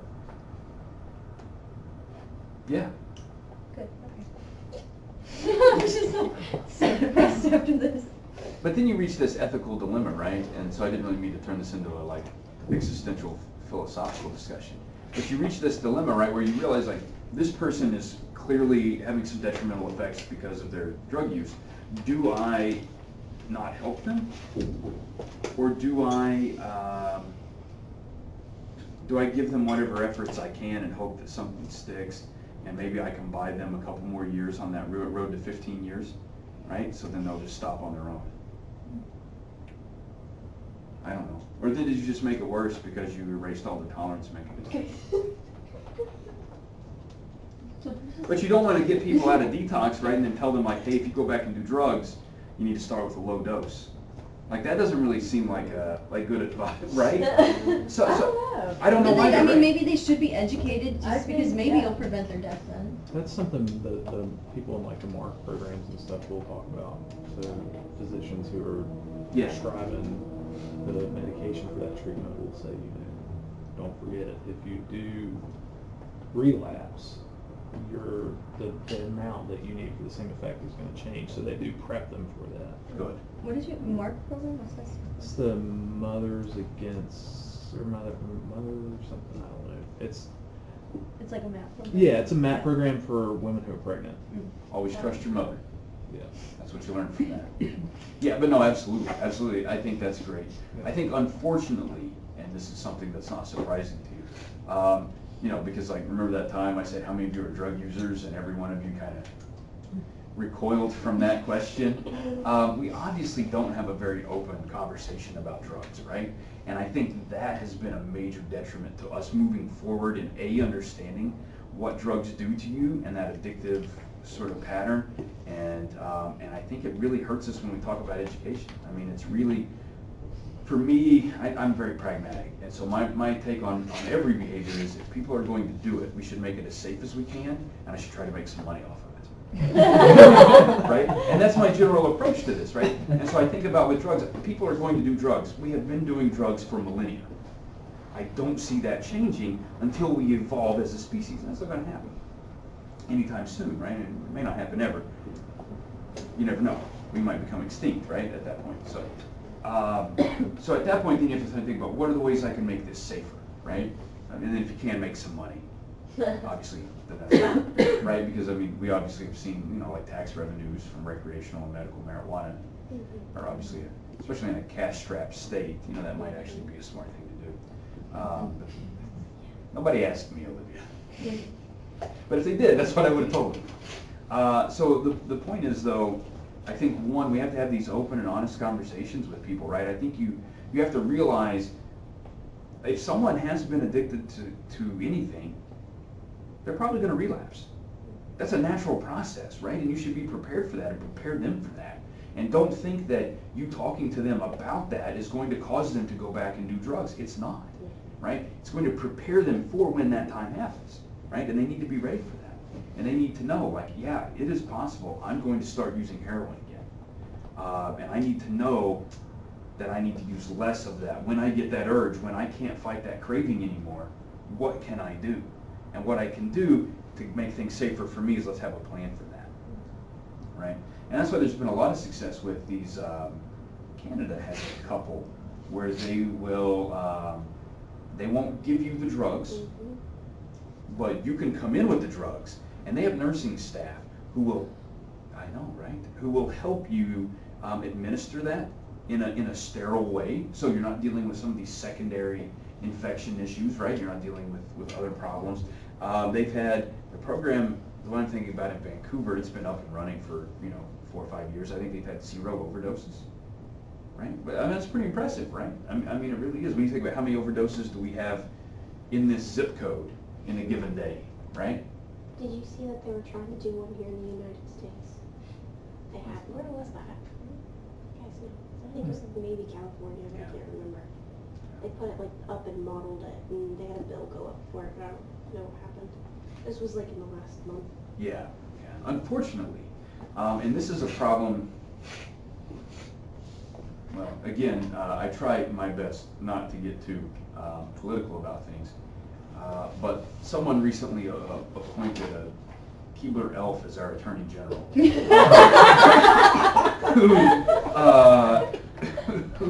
who's just an idiot.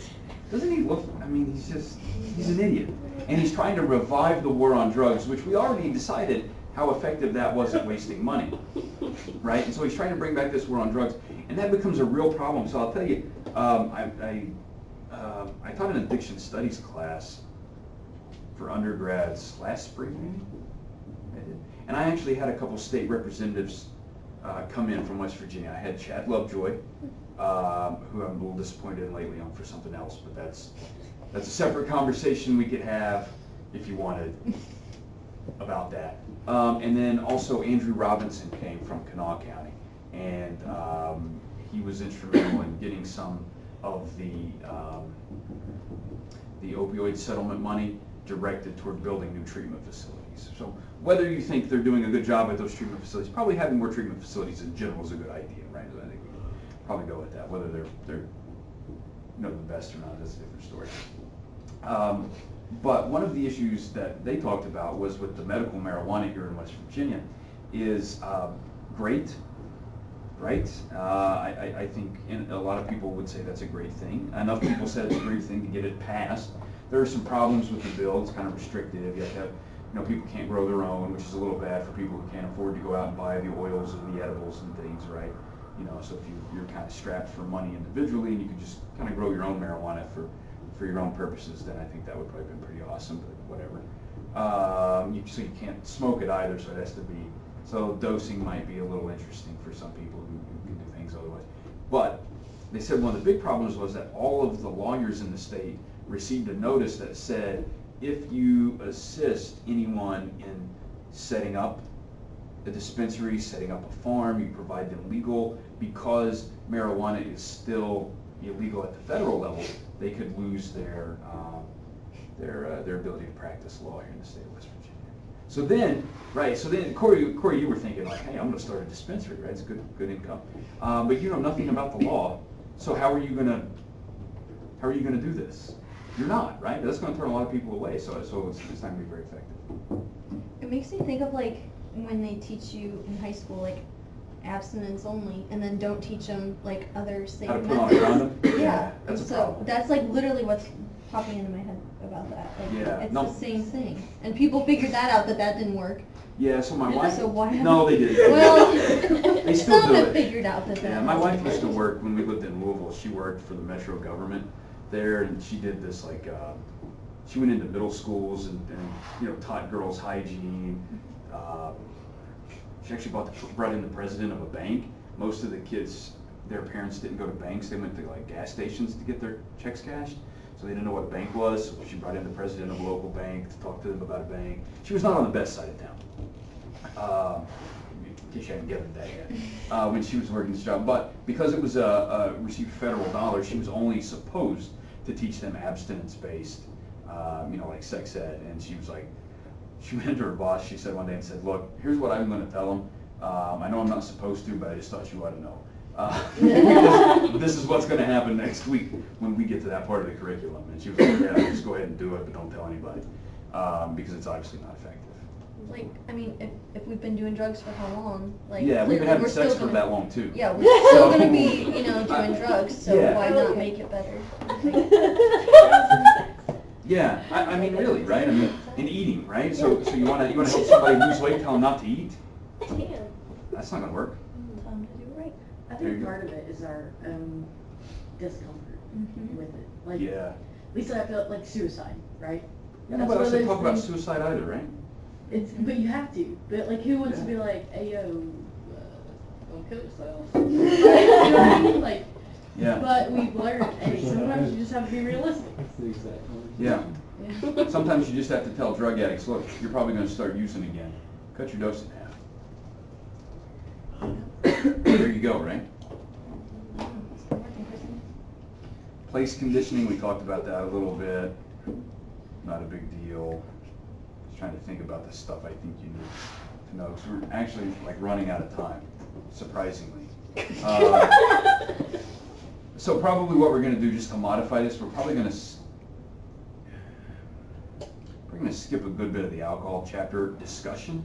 I would like you guys to read that, and we'll spend a little bit of time next week on that, but I do want to spend a good bit of next week on opioids, because I think that's actually kind of important. But we can talk a little bit about that. Future episodes of withdrawal, physical dependence is different than psychological dependence, right? And not all drugs will create the same levels of both. So you want to keep that in mind, right?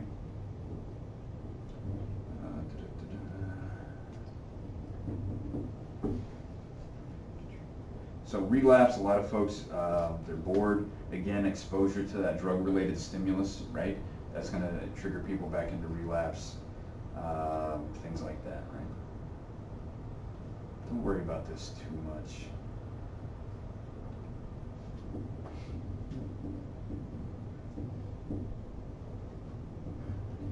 There are these like discriminative stimulus things, which those are kind of interesting.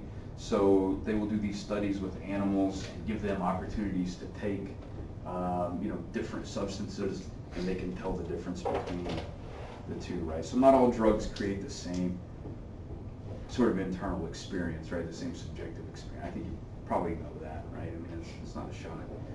Again, most of you admitted to being caffeine and alcohol users. Caffeine and alcohol have sort of two completely different subjective effects, right? And they have sort of two objective effects that are different as well, right? So they work on different mechanisms. Both can be rewarding, nonetheless, right? Because again, they activate, and I'm probably going to ask you about this, Kyle. Ventral tegmental area, projection to the nucleus accumbens, right? That's what has to be active. That's the important one. How do you spell succumbus? Nucleus accumbens. Accumbens. You don't spell that. Okay, good. 'Cause So nucleus, yeah, you know that one. I got that down. And then accumbens is ACCUMBENS.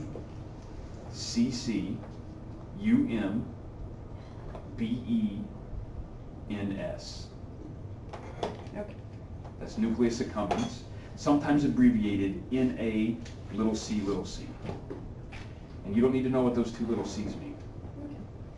there are different parts of the nucleus accumbens, okay? So I'm gonna sign for it. Okay, just, There you go. In the ventral tegmental area, I put VTA. okay, VTA is fine.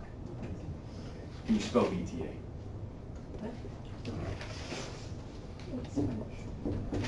Did anybody want to spell ventral tegmental area? No. I put circumbuns, because like I'll figure it out somehow. Yeah, it's accumbens, nucleus accumbens. No worries. All right. Genetic variation, we talked about that. Adoption and twin studies, somewhere between 0.3 and 0.8 is the heritability of substance use disorders, which is pretty substantial, right? I mean, you're talking, 30 to 80%. I know it's a broad range, but even if 30% of it is heritable, it's a significant proportion, right? Of the variation there.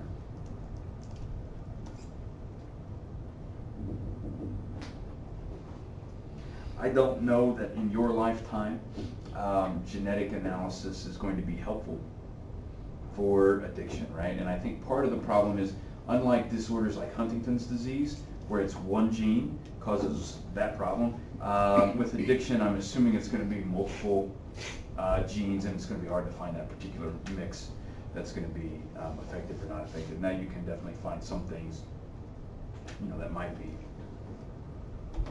likely to cause you something, cause you problems. But again, you have to have other factors on top of that, right?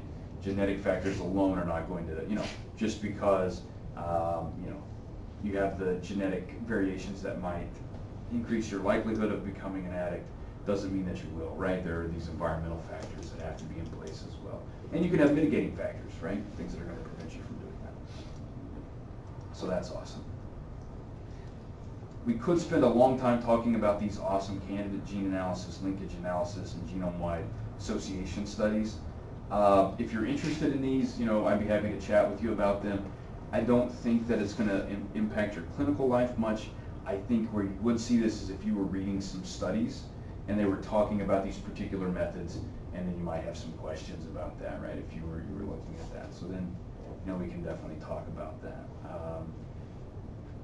What you do want to think about is, if you were thinking about what genes might, be in play, definitely ones that affect dopamine and dopamine transmission, right? Because again, you have to have dopamine where the VTA to the nucleus accumbens, right? And that's, so anything that's going to affect that is going to be interesting. We could talk about SNPs, those are fun, single nucleotide polymorphisms, right? Destiny's excited about them. I feel like we've already talked about that. We did a little bit, right? When we talked about like effectiveness of neurotransmitters and receptors and things, right? So you could think about some of these things if you want. Again, there are other like psychosocial variables, right? In terms of like demographics, these are some of the things that typically pop up. Again, I don't know that that's going to help you if you're already dealing with somebody who is using a drug, right? It might help you if you were going to develop a prevention program, but it's not going to really help you in that particular issue. One of the big problems to think about is comorbidity, right? I don't know if you guys have dealt with comorbidity. This is when you have someone who has more than one problem, right? That's basically all that comorbidity is. And this often happens with individuals who are dealing with drug addiction or substance use disorders, right? They will have other disorders on top of that. Sometimes it's hard to tell, like which came first, the chicken or the egg, right? Which came first, the addiction or the other disorder, right? Some folks will, let's say you have an anxiety disorder. What's a great way to take care of that? It's alcohol, right? PTSD, for example, right? So how many of you work at the VA?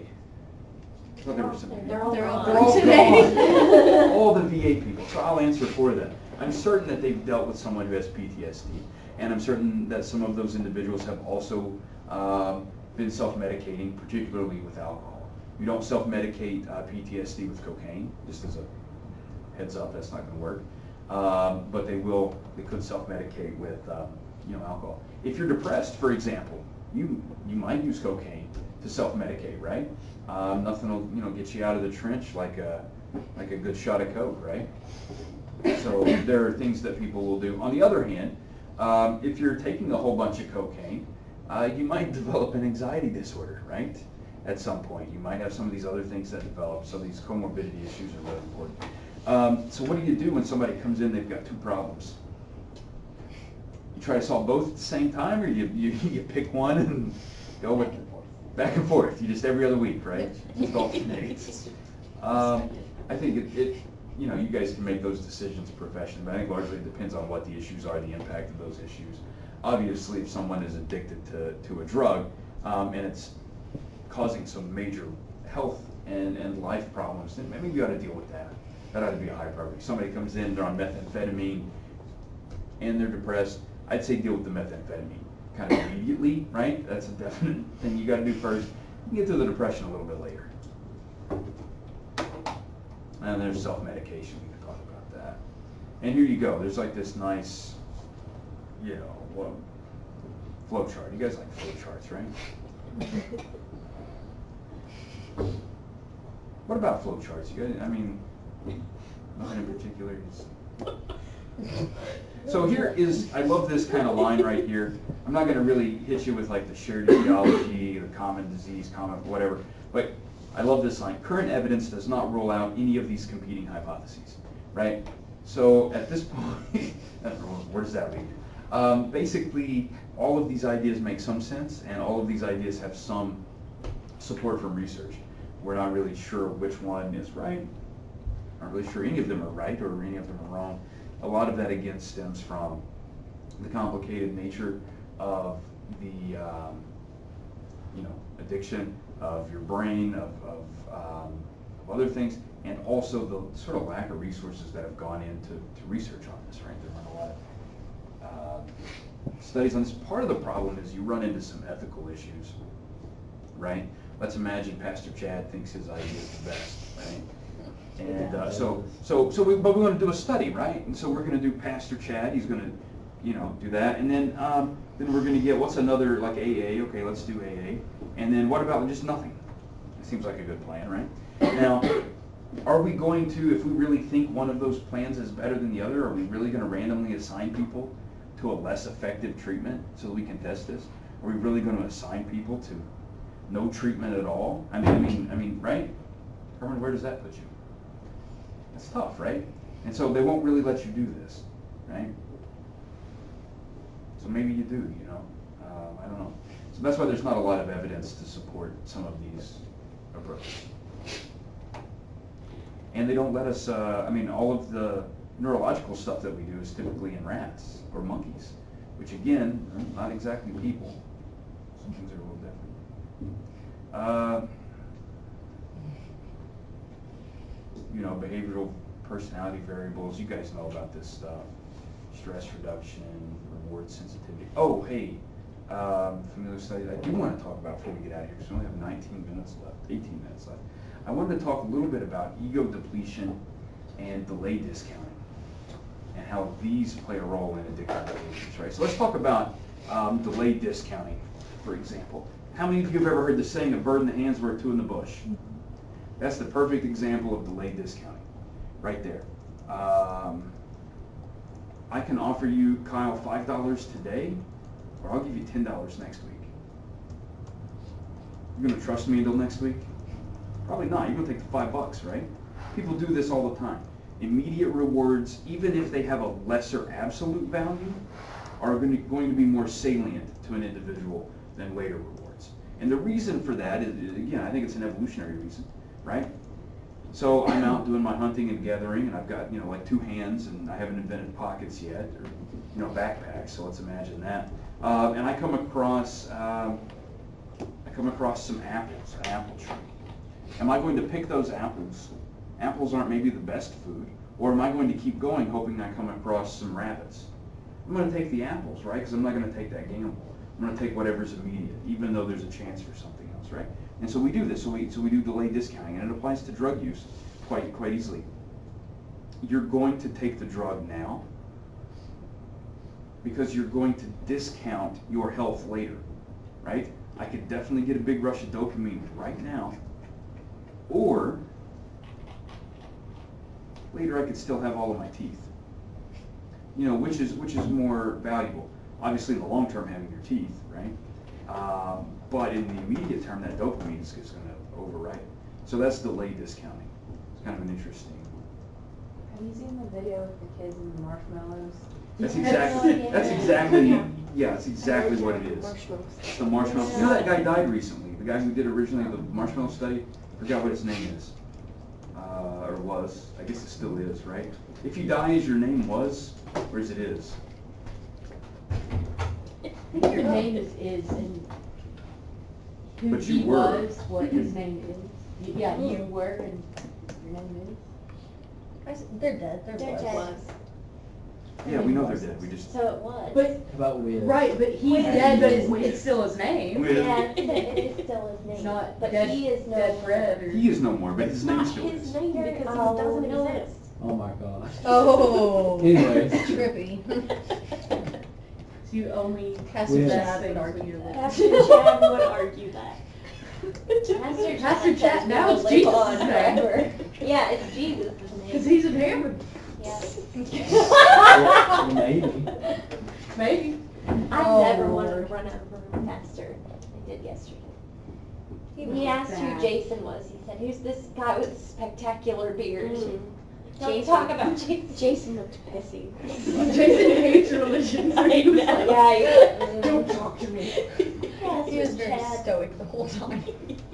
Anyway. Well, it was fun. Was. Was dead. Yeah, he was someone, but he's not now. But he did some interesting things. So there you go. Yeah, so it's the same idea, right? So you give these kids, and when you're like a little kid, whatever, right? I mean, that's fine.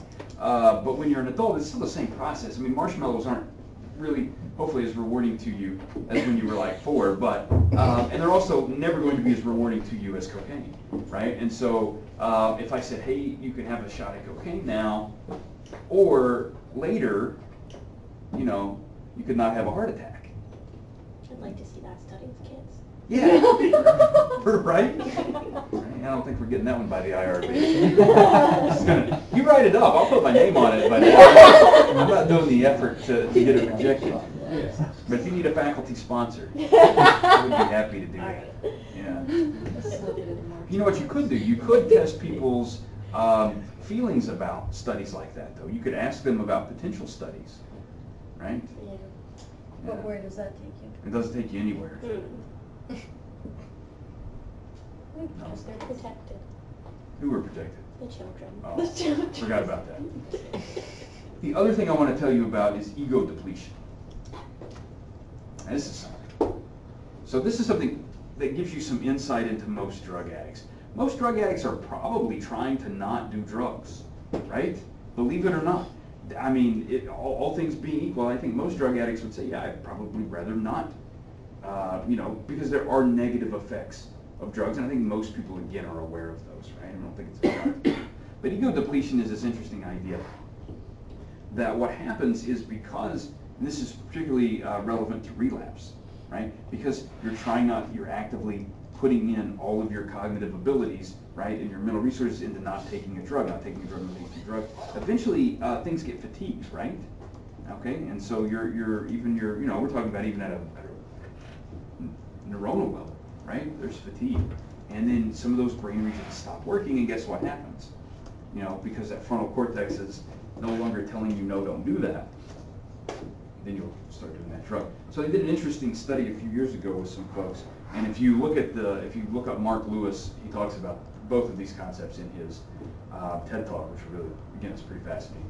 But he talks about a study where they brought people in who were hungry, and they put on in the table either a bowl of chocolate chip cookies, like fresh baked ones, or a bowl of celery. And then they asked those people not to eat anything, right? And then later they would give them some sort of like cognitive performance task, right? Like a memory task or something. What they found was that the folks who were with the bowls of celery actually did better than the folks who were there with the cookies. And so if we think about if you're hungry, which would you rather eat? The cookies or the celery? Well, like nearly everyone is going to say cookies, right? That's a pretty obvious choice. Most people would not pick the celery. The celery doesn't have the same sort of nutritional content that you, if you were hungry, right, that you might actually want. And so what's really interesting is so they've kind of depleted their cognitive resources by fighting off not taking that cookie, right? So if you want to take that hungry person and replace them with a drug addict and replace that bowl of cookies with, you know, I don't know, a bowl of heroin, right? Then you really see where this is an important concept, right? And where really these people are really fighting, and then they just run out of the mental stamina and the mental endurance to fight that off. Really kind of a fascinating concept. Mark Lewis talks about it in a slightly better way than I do. Not a whole lot better, Kyle, just slightly better. So if you want to check that out, it's a good YouTube video. My other favorite YouTube video about drug addiction is from the Betty Ford Center. I don't know if you guys are familiar with the Betty Ford Center. I mean, they're classic, right? You know, whatever you think about them, they're classic. I think he's a physician actually, and he's giving a talk to some of the practitioners there, and he starts his talk, Cassie, by saying, you have a vested interest in buying into the medical model of addiction. And I think anytime some guy tells me I have a vested interest in something, I'm really concerned, right? Because I'm wondering, like, what's he going to tell me next, right? Like, what's he trying to sell me? Because I shouldn't have a vested interest in something. I should be using whatever model is best. And so it's really kind of this interesting training model. You can find it on YouTube if you really want to watch that. He has some conversation about a frog at some point too, which I thought was weird. It's kind of an odd. All right. What about other factors? Obviously, childhood maltreatment. Aces are bad unless you're playing cards, right? That was good, right? You guys don't play a lot of cards, apparently. Is that still a thing people do, play cards? Yes. 'Cause when I was slightly younger, like Texas Hold'em Oh, was like the biggest thing in the world, right? Is that still a big thing? I don't think as much as it used to be. Because it was like huge, like let's say 10 years ago, right? Like 10 years It was on ago. ESPN. Yeah, my roommate was like so, like when I was in college, he was like so big into like Texas Hold'em. I mean, he even bought poker chips and a poker table. He's like, we're gonna play Texas Hold'em. I was like, all right, whatever.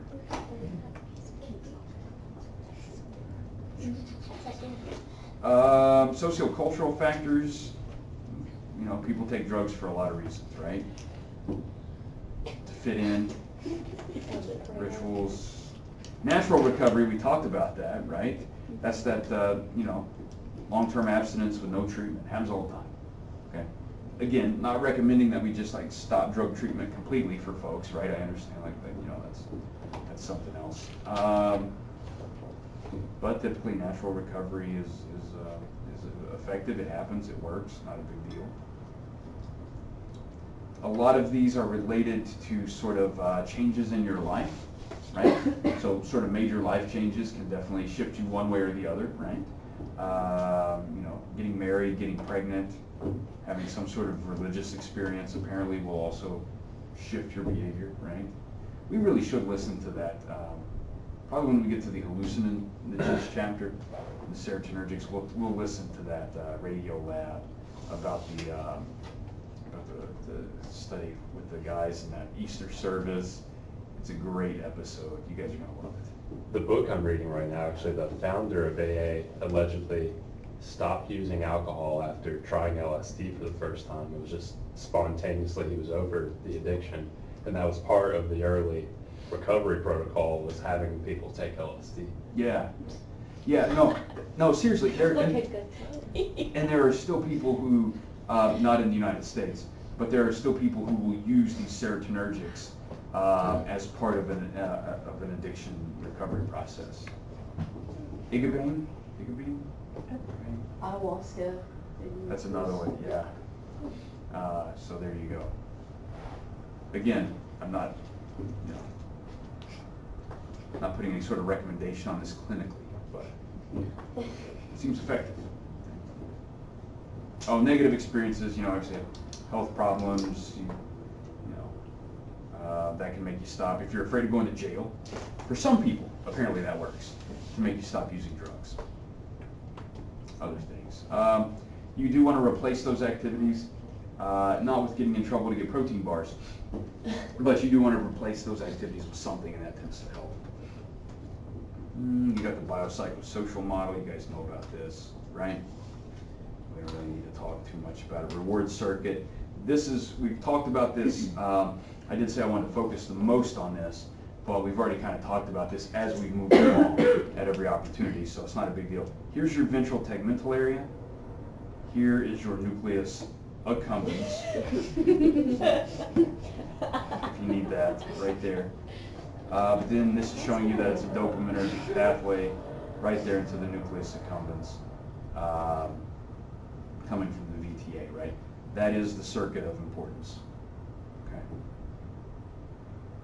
There are obviously other connections, but not a big deal.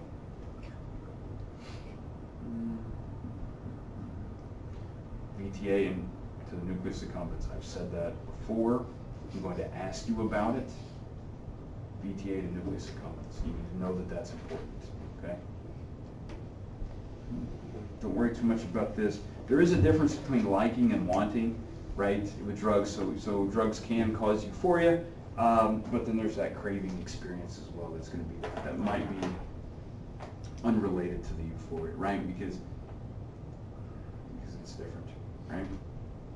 That's what I wrote my paper about. I learned a lot of cool stuff about the wanting and liking. Yeah, Like it's really not something you typically think about, but it is like the wanting is more like in the dopaminergic pathway, and the liking is more in the opioid pathway. Yeah, it's pretty fascinating.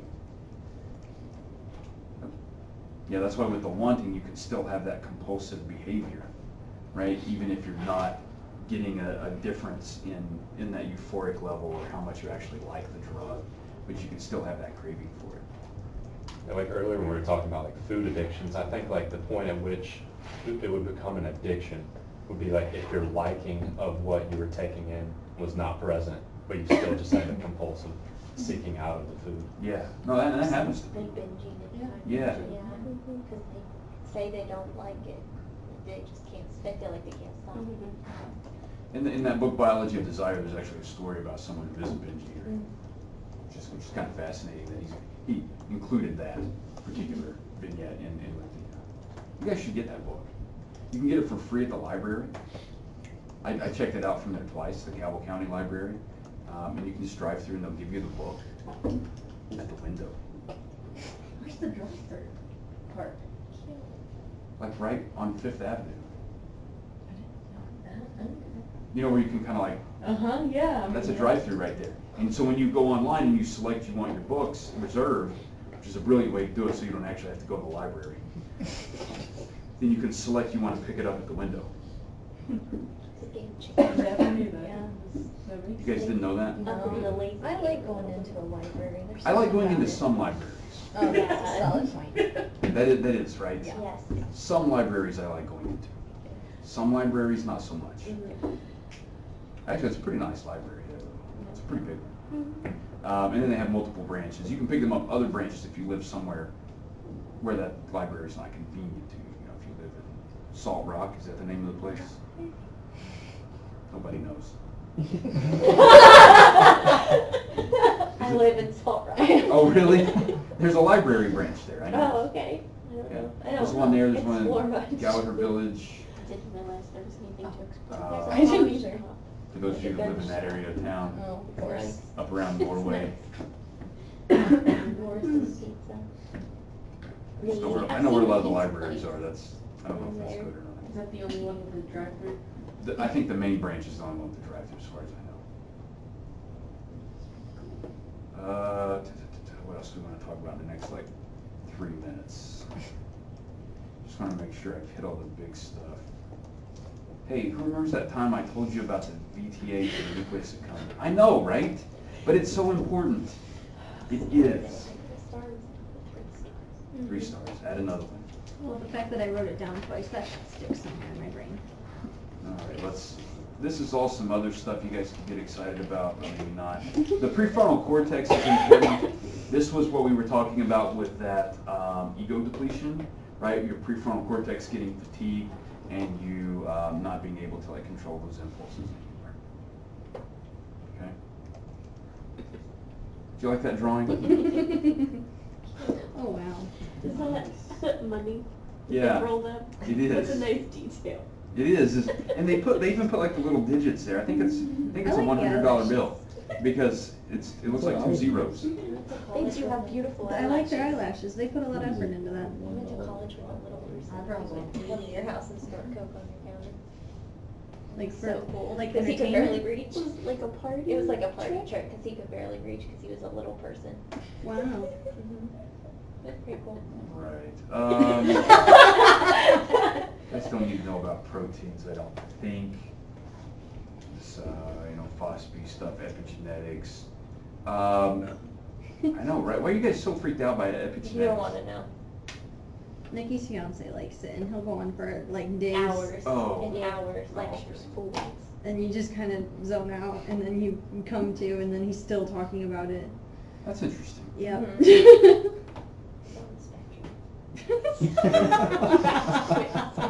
No, I really think he is. He's just passionate. Jingle, he won't put his house keys on his car keys if he doesn't like the way it jingles.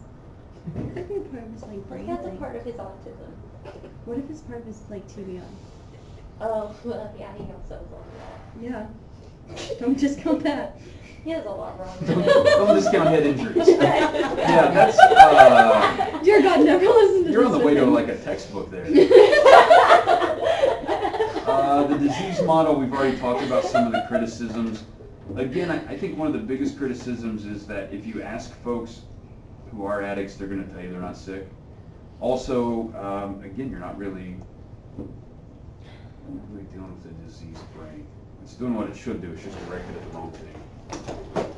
All right, next week, I think we will briefly talk about opioids.